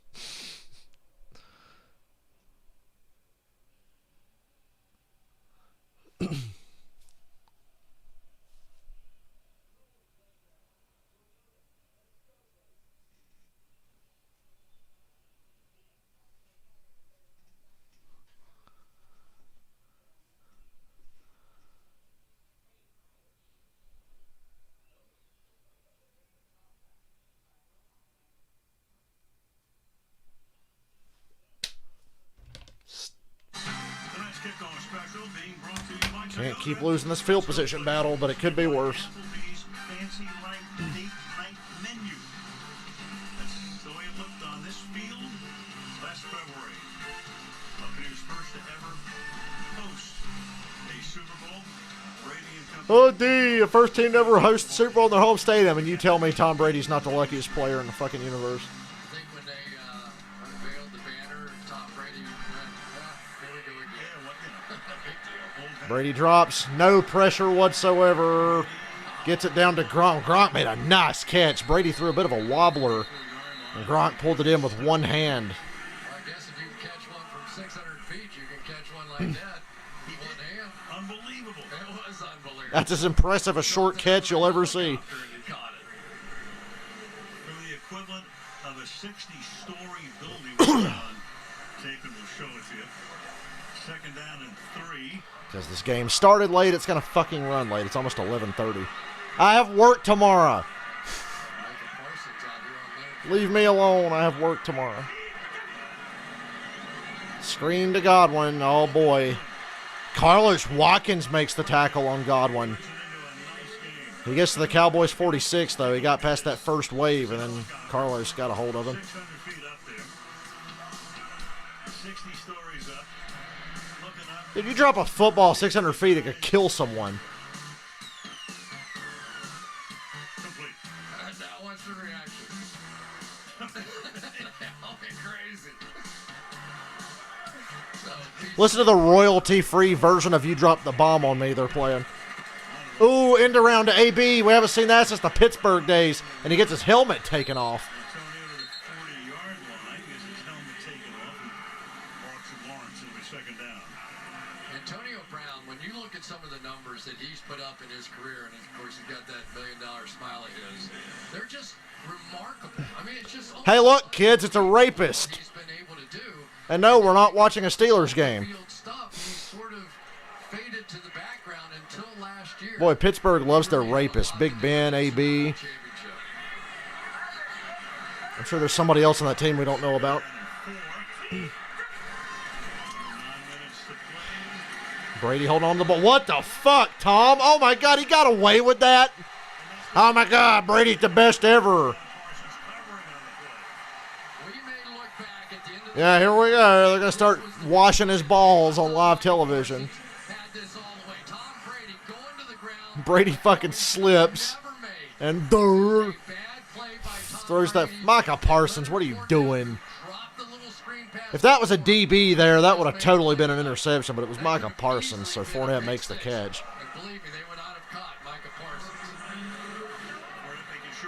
Bucs are at the Dallas 35 now. Ticking down to 8 minutes here. False start. False start. Thank you. He hit Scotty Miller over the middle, but it won't count. There was a false start that they waited about 1,000 years to throw a flag on.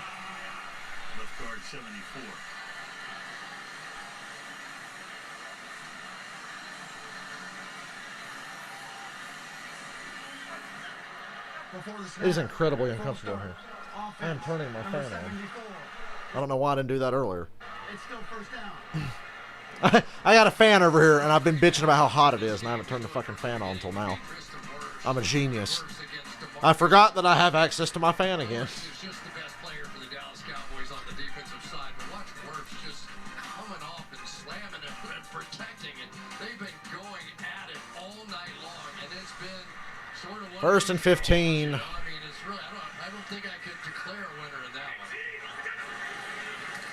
First and 15 Over the middle to Mike Evans, who gets, well, he should have been tackled about 4 yards back.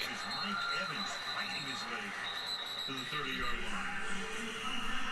line. Brady is now at 296, so 4 yards shy of 300. Before this season is done, before it's probably too far along, he's going to eclipse Drew Brees' career passing yardage record.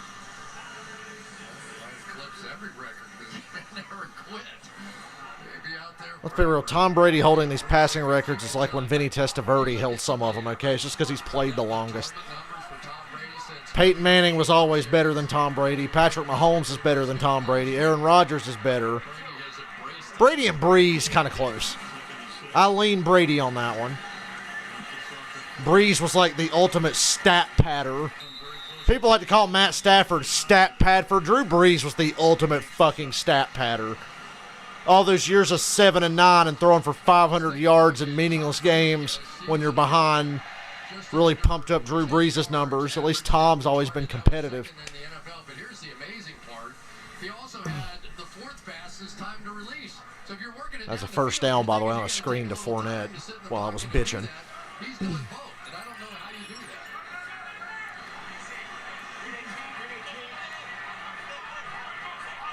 that. Oh, boy. I think they ought to start sitting on this ball and running it a little more here. And, well, fake the play action, fake an end around, then check it down to AB, who only gets about 2. I was saying they need to sit on this ball. They can run this ball. They can run this out. Notice we haven't seen much of Ronald Jones since the fumble earlier. I haven't seen much of Gio Bernard. It's been all Fournette.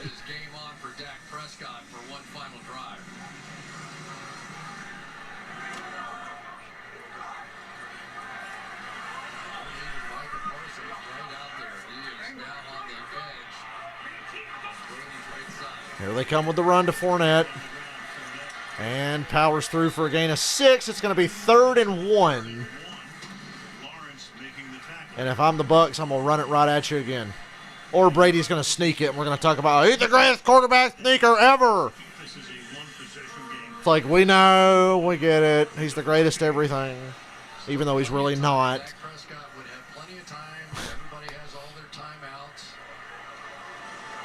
Gee, I can't believe Tom Brady did it on a team with Gronkowski, Cameron Braid, O.J. Howard, Antonio Brown, Chris Godwin, Mike Evans, Leonard Fournette, Ronald Jones, and Fournette gets that first down on the ground. Like I said, I like running the ball a lot here. Oh, and I didn't even get started on their defense. Shaq Barrett, Vita Vea, JPP, and Ndamukong Suh, Levante David, Devin White. Need I go on?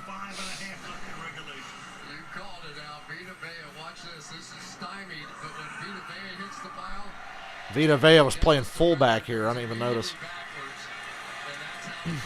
Run it again. I'm telling you, just run. First time he's done it tonight. That man is 347. He is an amazing athlete for 347. He got back in the lineup. I don't think the Cowboys are ever going to see the ball again with a chance to win. There's a screen to Godwin. Blows through. He fumbled! He fumbled and the Cowboys have it.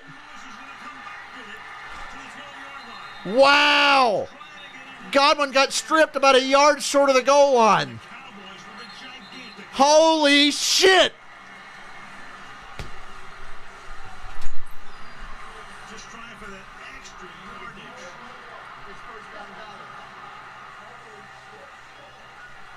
Meanwhile, the Cowboy is hurt on the guy who made the play, DeMonte Casey. Oh, yeah, now DeMonte Casey wants to make a fucking play. Where was that in Atlanta? You got Keanu Neal and DeMonte Casey on the field at the same time in different uniforms from what they used to be in, and now they want to make some plays. Oh. Casey is a hitter, man. I always liked that about him in Atlanta. That was the one thing I was like, man, this dude will lay your ass out. All these turnovers. I love it. He only brought the ball back about 11 yards, but it's all good. KZ, who was a part of the worst pass defense in NFL history in Atlanta last year, but Matt Ryan's the problem.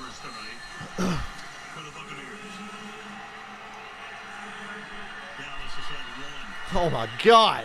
The Bucs have turned it over 4 times and are still winning. Hopefully not for long. They go run with Zeke, who bounces to the outside and just gets fucking crushed. Lavonte David. Nothing there with the run game. Okay, in this stage of the game, I'm not going to even worry about running. Fuck it. Zeke's got 10 carries for 29. Pollard has a few carries for even less. I'm just going to let it fly now. The only running I'm going to do is with Dak. Maybe get one for Dak. Once again, the Cowboys have to drive a long fucking field. Brady's had great fields this entire second half. And they're going to have a third down already. God, you got to convert. If you don't convert this third down, you ain't winning this game. This is the game right here. We're under 4 minutes. You punt that back, you're probably not going to get it back in. You got lucky with that hit from Casey on Godwin. You don't convert this 3rd and 6, you're done. You're not winning this game. You might as well go for it on 4th if you don't get this. They won't do that, but, I mean, you might as well. Nobody in their right mind would do that. Oh! Sue! Oh, they're going to say false start. I don't think Sue complete. Oh, they're going to call it on Sue! I didn't think he came into the... I didn't think he crossed. I know he moved. I didn't think he crossed. I was going to say false start, but I think they're going to call it on Sue. Yeah, neutral zone infraction on the Ndamukong Suh. That's a 3rd and 1. Oh, man.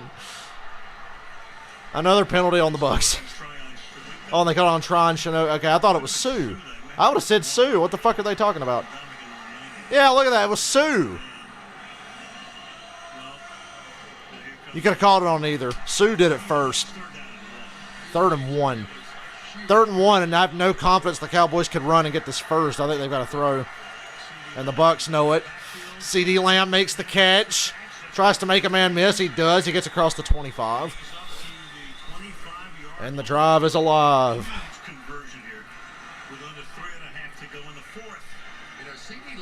And my vocal cords are fried. But that's a good thing. I'm loving this game.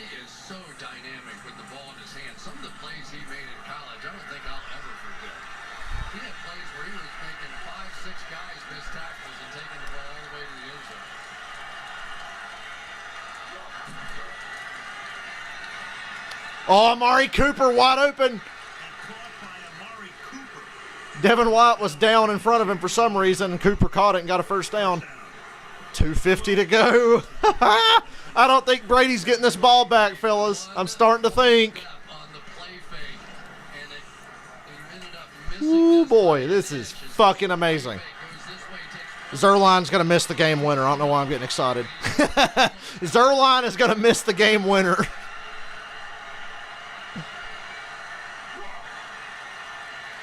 Dax. Oh, Vita Vea!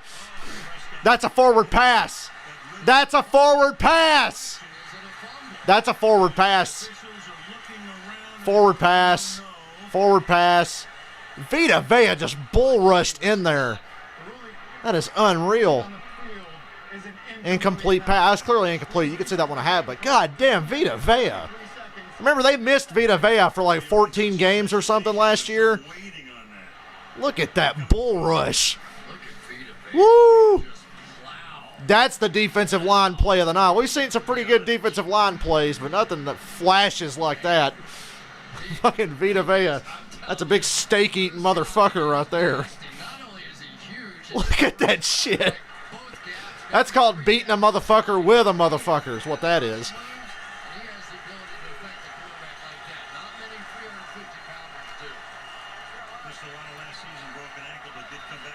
He got to play in the Super Bowl even though he missed like 14 or 15 games last year.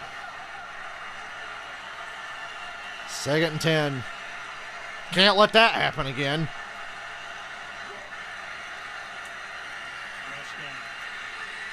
Oh, CD wide open. First down to the Tampa 43, but there's a flag. Where?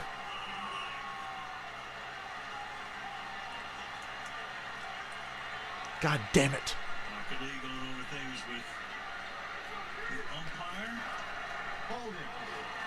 Ah! Tyron Smith got called for holding.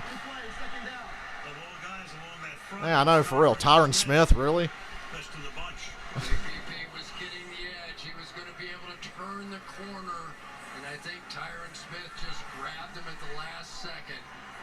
Yeah, it was late, but he did hold. But it's one of those tight calls. What a throw by Dak Prescott there. Yeah.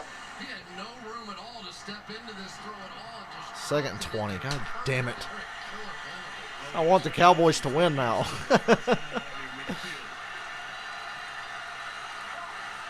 Oh, they almost got JPP to jump.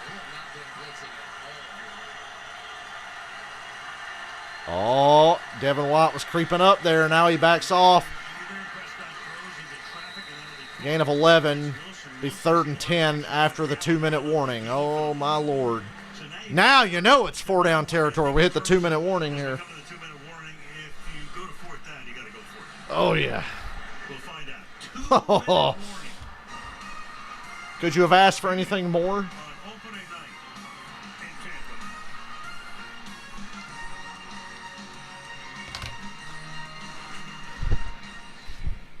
That was a good throw there to get them back in at least 3rd and 10.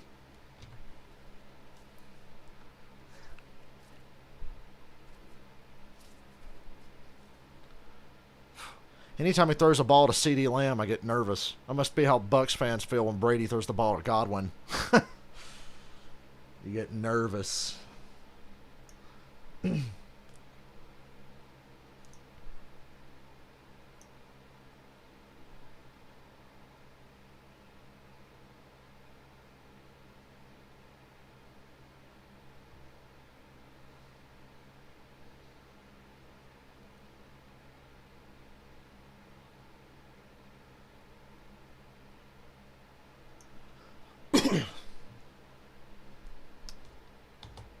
I hope I get to sleep tonight. Oh, man. Barry I know I talk about Barry a lot, but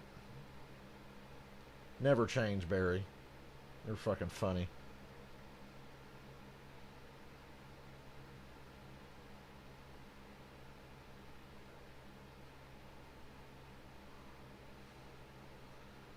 Like I said, Zerline's going to miss the game winner. Don't you worry. So let it be written. So let it be done. Maybe we'll laugh at the Cowboys, even though I kind of want them to win.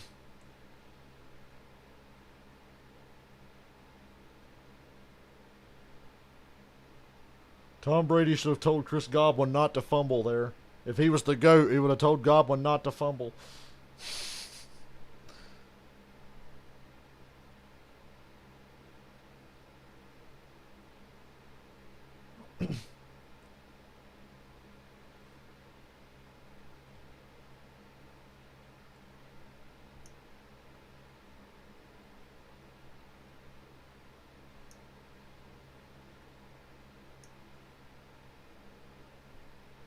Why the fuck is my stream on full screen now? Anywho, we're back. 2 to go. 2 minutes to go. It's a 3rd and a long 10. Let's say 3rd and 11 for the Cowboys here. 4-down territory. You got 2 downs to get this. Please don't put us through the torture of going through that 4th down.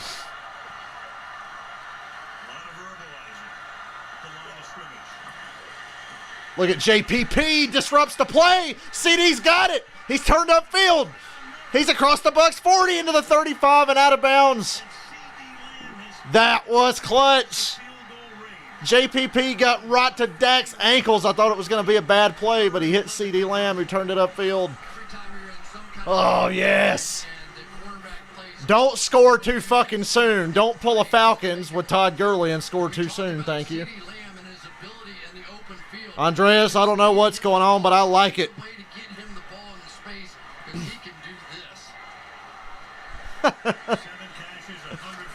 Woo!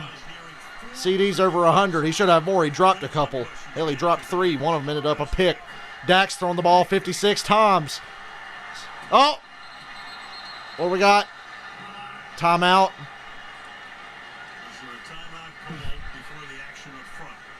CD got out of bounds anyway before this, so the clock was stopped. And Dallas called timeout. Got to talk this over. Oh, my Lord. How about them Cowboys? See, I think if the Cowboys win this, I'll say, Jerry Jones, this is good karma because Jimmy Johnson got in the Hall of Fame and is going to go in the Ring of Honor for Dallas. So we'll say that's good karma for that. Dude, Andreas, I fucking hate Dallas too, but the Brady Tards are going to be so upset if the Bucs lose this. I'll trade a Cowboys win. A soul, like fucking Red Skull said in Infinity War. A soul for a soul. I'll take a Dallas win to shove it up Tampa Bay's ass.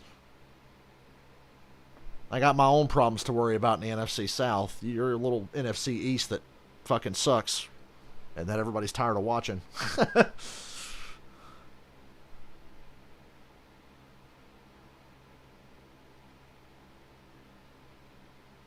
But, yeah, I don't like Dallas either, but I'm kind of cheering for him right now. The fuck is Kylo Ren doing in a night movie? He probably never wants to talk about fucking Star Wars ever again, Adam Driver.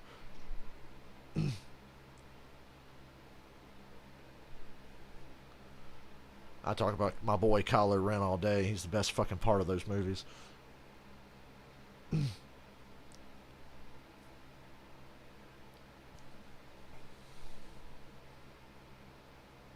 Oh, I'm going to stream. I'm going to stream. My games Sunday are Eagles, Falcons, Browns, Chiefs, and then the Sunday night game. That's a lot of streaming, and I'm losing my voice doing this. Oh, boy. It's that time of year I'm going to have to be streaming a lot. We're not going to stream, like, every game every Sunday. I mean, I got to do NASCAR stuff, but a lot of the primetime games and games that I think are worthwhile, I will stream. This is the first week, so I'm going to stream every game I can. And there's no race on Sunday, so it's real easy. And then the Monday game is Baltimore at the Raiders. I think that could be a good one. Where the Ravens have had just a shit show the last couple of days of ACLs and MCLs and God knows what else. They lose Lamar Jackson, they immediately go to like a 6-win team at best. So Greg Zerline is 2 out of 4 on field goal attempts tonight. Made a 35, made a 21, missed a 31, missed a 60, which you can't blame him for that, and missed an extra point. Oh boy, the Cowboys are at the Bucs 34, down by 2. They fake the run, and Dak throws way out of bounds. The Bucs still have 3 timeouts. Keep that in mind. Time of possession has just totally been in favor of the Cowboys. This Bucs defense is out of it. But they still have the ability to make that one play you need. Like Michael said, something could happen here. Pick 6, anything. Who knows?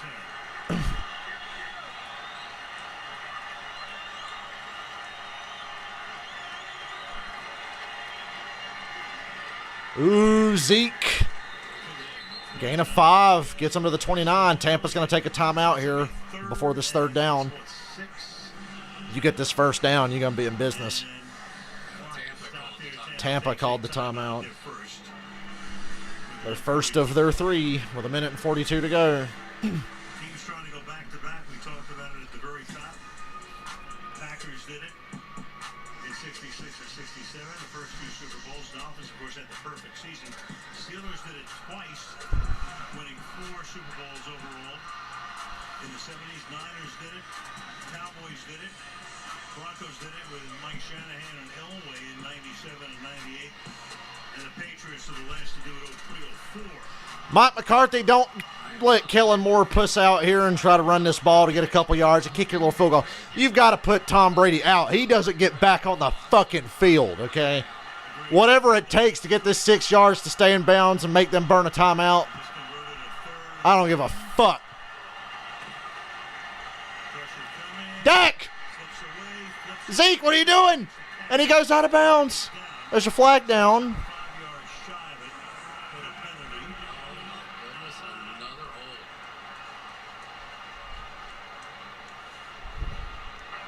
think it was completely necessary. Holding on the Cowboys. They are out of field goal range. Replay third down. Boy, where have I seen this before? Against Tom Brady in the fourth quarter. Where have I seen this before? Oh, we're in field goal range. We can win this game. Oh, shit. Holding penalty. Vita Vea again just wrecking the ass. That center had to hold him or Dak's legs were going to get taken out from under him. Yeah, that's definitely a hold. Now you're definitely playing for the fucking field goal on 3rd and 16. You got to be kidding me.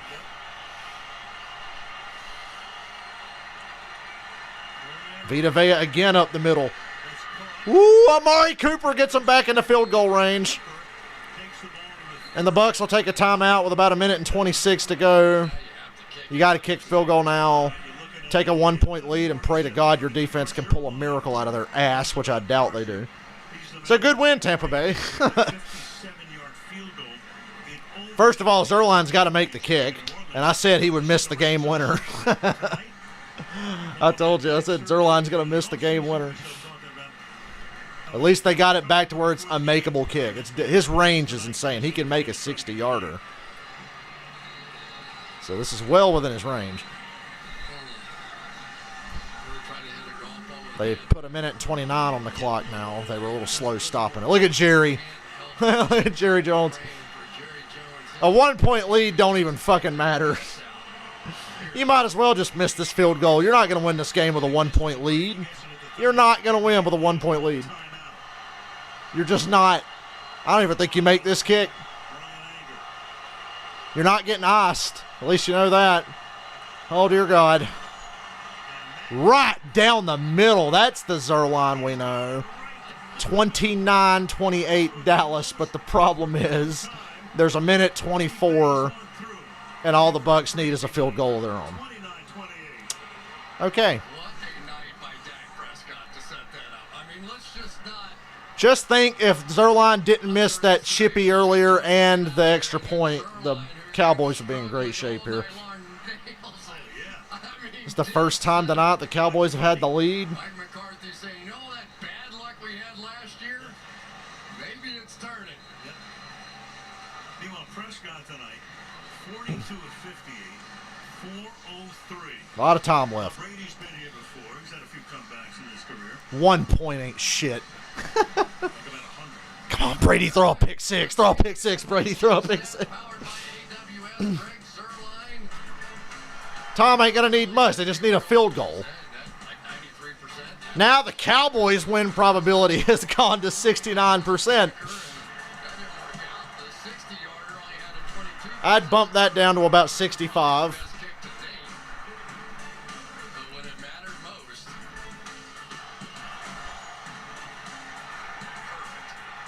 Right down the fucking middle. You better kick this out of the fucking end zone. I'm about to say that Mickens guy has come so close tonight to running some back. So Brady needs 40 yards, 45 yards.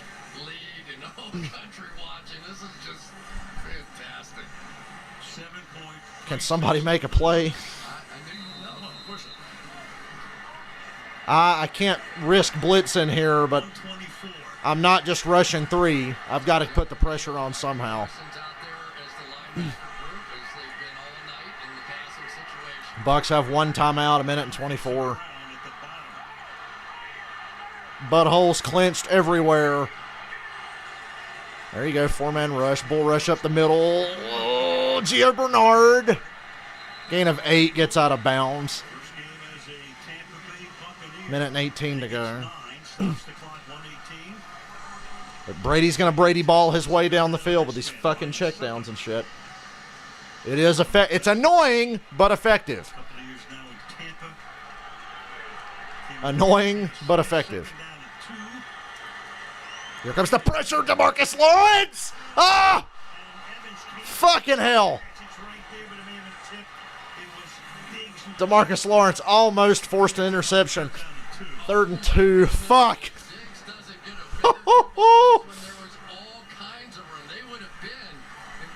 Yeah, Mike Evans was wide open behind him, but Diggs got a finger. I think Diggs should have picked it. Oh, just out of reach. Once again, Evans misses out on a catch because of a tipped pass. DeMarcus Lawrence was about to kill Tom Brady.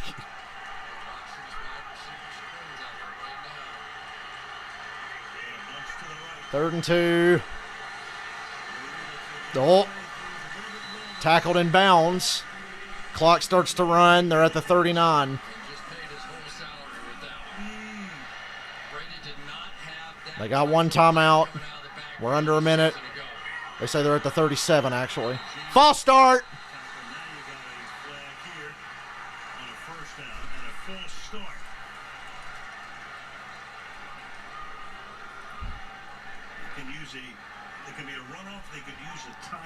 Runoff. The Bucs are going to have to use the timeout or take a 10-second runoff.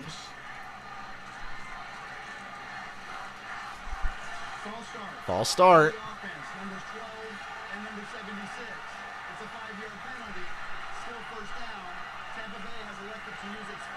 Tampa has to burn the timeout to save the time.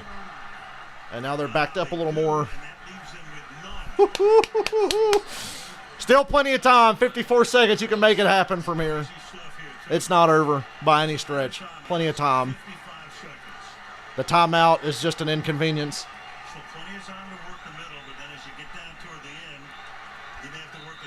One of the greatest opening games in NFL history.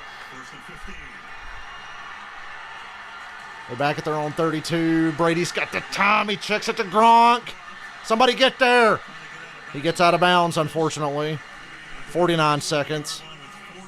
Gain of about 6 or 7. It's heavy lifting to ask Anthony Brown to take down Gronkowski, but if he could have made that tackle and kept him in bounds, it would have been significant.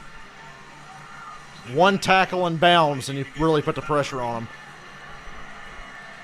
So it's second down now and 9. So second getting used for what he hopes is the game winner.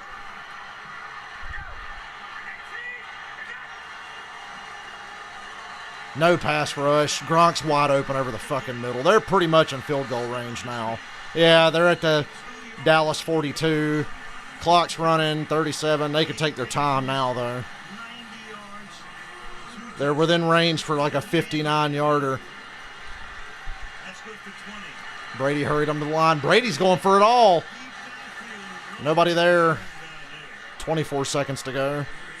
One more tackle in bounds, and the Bucs might be in trouble. You know, that's just a replay, and Brady saw it as he had plenty of room to go by Brown. I think if you're the Bucs, you check it down here and spike it and kick the field goal. Would have taken that chance too. Can't hold on to the ball too long. It's just going to burn time. So Gronkowski, he's gassed right now. He comes out on this play. There's Byron Leftwich, former Atlanta Falcons quarterback. 2007. No pressure. Brady's got all the time. And he fucking hits Godwin. Yep, that's going to be it. Godwin finally held on to one. And they are well within field goal range now. The no timeouts is still precarious, but they're well within field goal range now.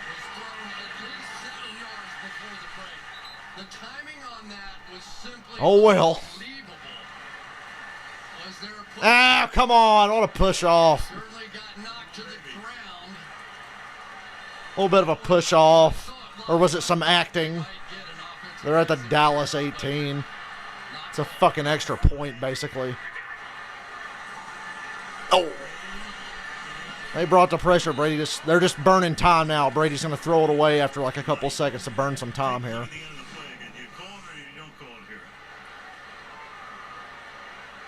A little bit of acting. What do you think? It sure looks to me like he extends and pushes off to create separation to make the catch. I think it's offensive pass interference. Terry, the one thing I will say, though, is that on those back shoulder throws, a lot of times the DB is sort of on their heels, and it doesn't take... Somebody needs to come screaming off the edge here and clobber Tom in the shoulder. That's a tough call. That's a tough call. Then watch the Bucs score a fucking touchdown here. Nope, he's just, like I said, he's just going to keep throwing it away, just burning time. Just burning time. Right. Suckup is going to wind up, in all likelihood, trying to kick about 35-yard field goal. Yeah, now you may want to kick this on third down, even though there's still 10 seconds in case you have a mismanaged snap. Yep. Yeah, we have seen that before. It's happened. But Suckup, I was talking to Jason Light, the general manager. I said, tell me what you did most right a season ago, or what went most right. He said, we finally have a kicker. Sorry, Dallas, try again. Killed this franchise over a long period of time. 3rd and 10. And Brady's just going to heave that one away and leave it up to the... Okay, it's 4th down. They're going to kick this field goal. 36 yards with 7 seconds to go. Just came off the COVID list. 71%. Watch him miss it, but then it'll be like, oh, McCarthy called timeout, and then he'll make it. You can throw out all the stats right now. He is going to be remembered for a long time, whether he makes this one or misses. Whatever McCarthy does here, I'm sure it's the wrong decision. Snap it. Suckup trying to win it.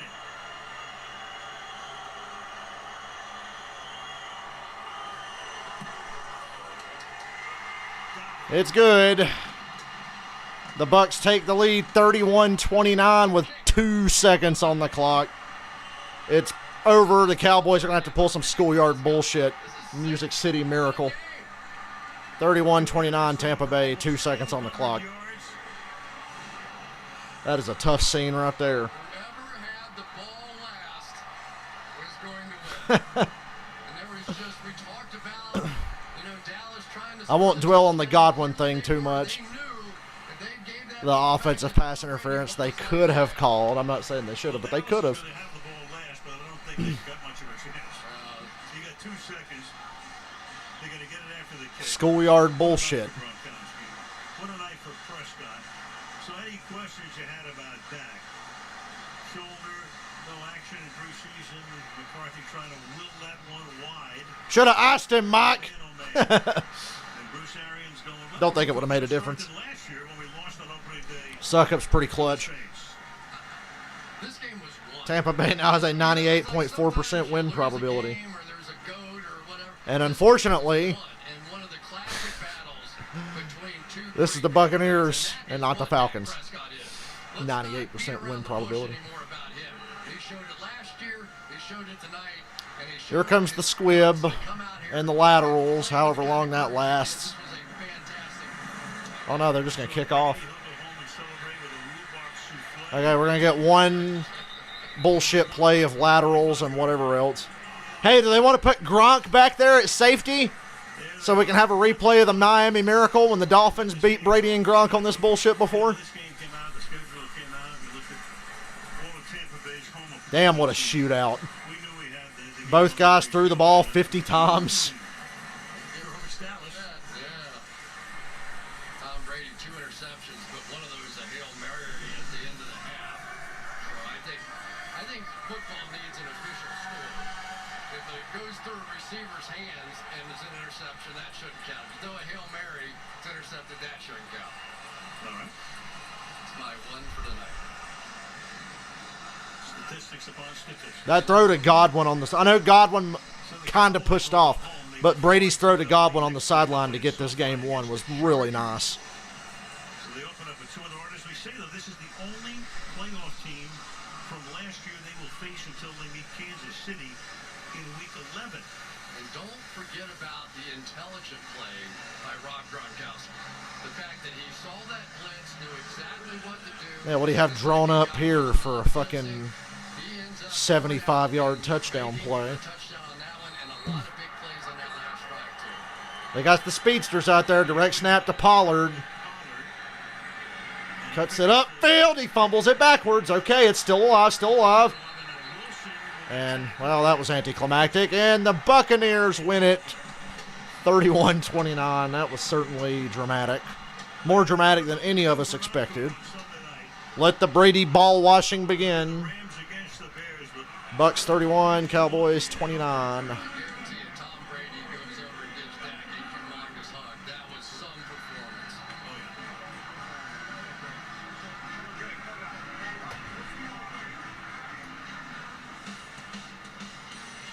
Well, well, well. He still has it, and now we know Prescott still has it. Coming up, post-game show after these messages from your NBC station. That was a good one. All right, boys and girls. It's past my bedtime and I got work in the morning.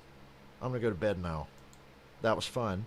I'll see you back here Saturday afternoon and Saturday evening for some racing, and then football all fucking day Sunday. Probably split into a couple of different streams so I can take a break. Till then, I'll see ya. Tampa Bay didn't cover. Ain't that a bitch, Michael?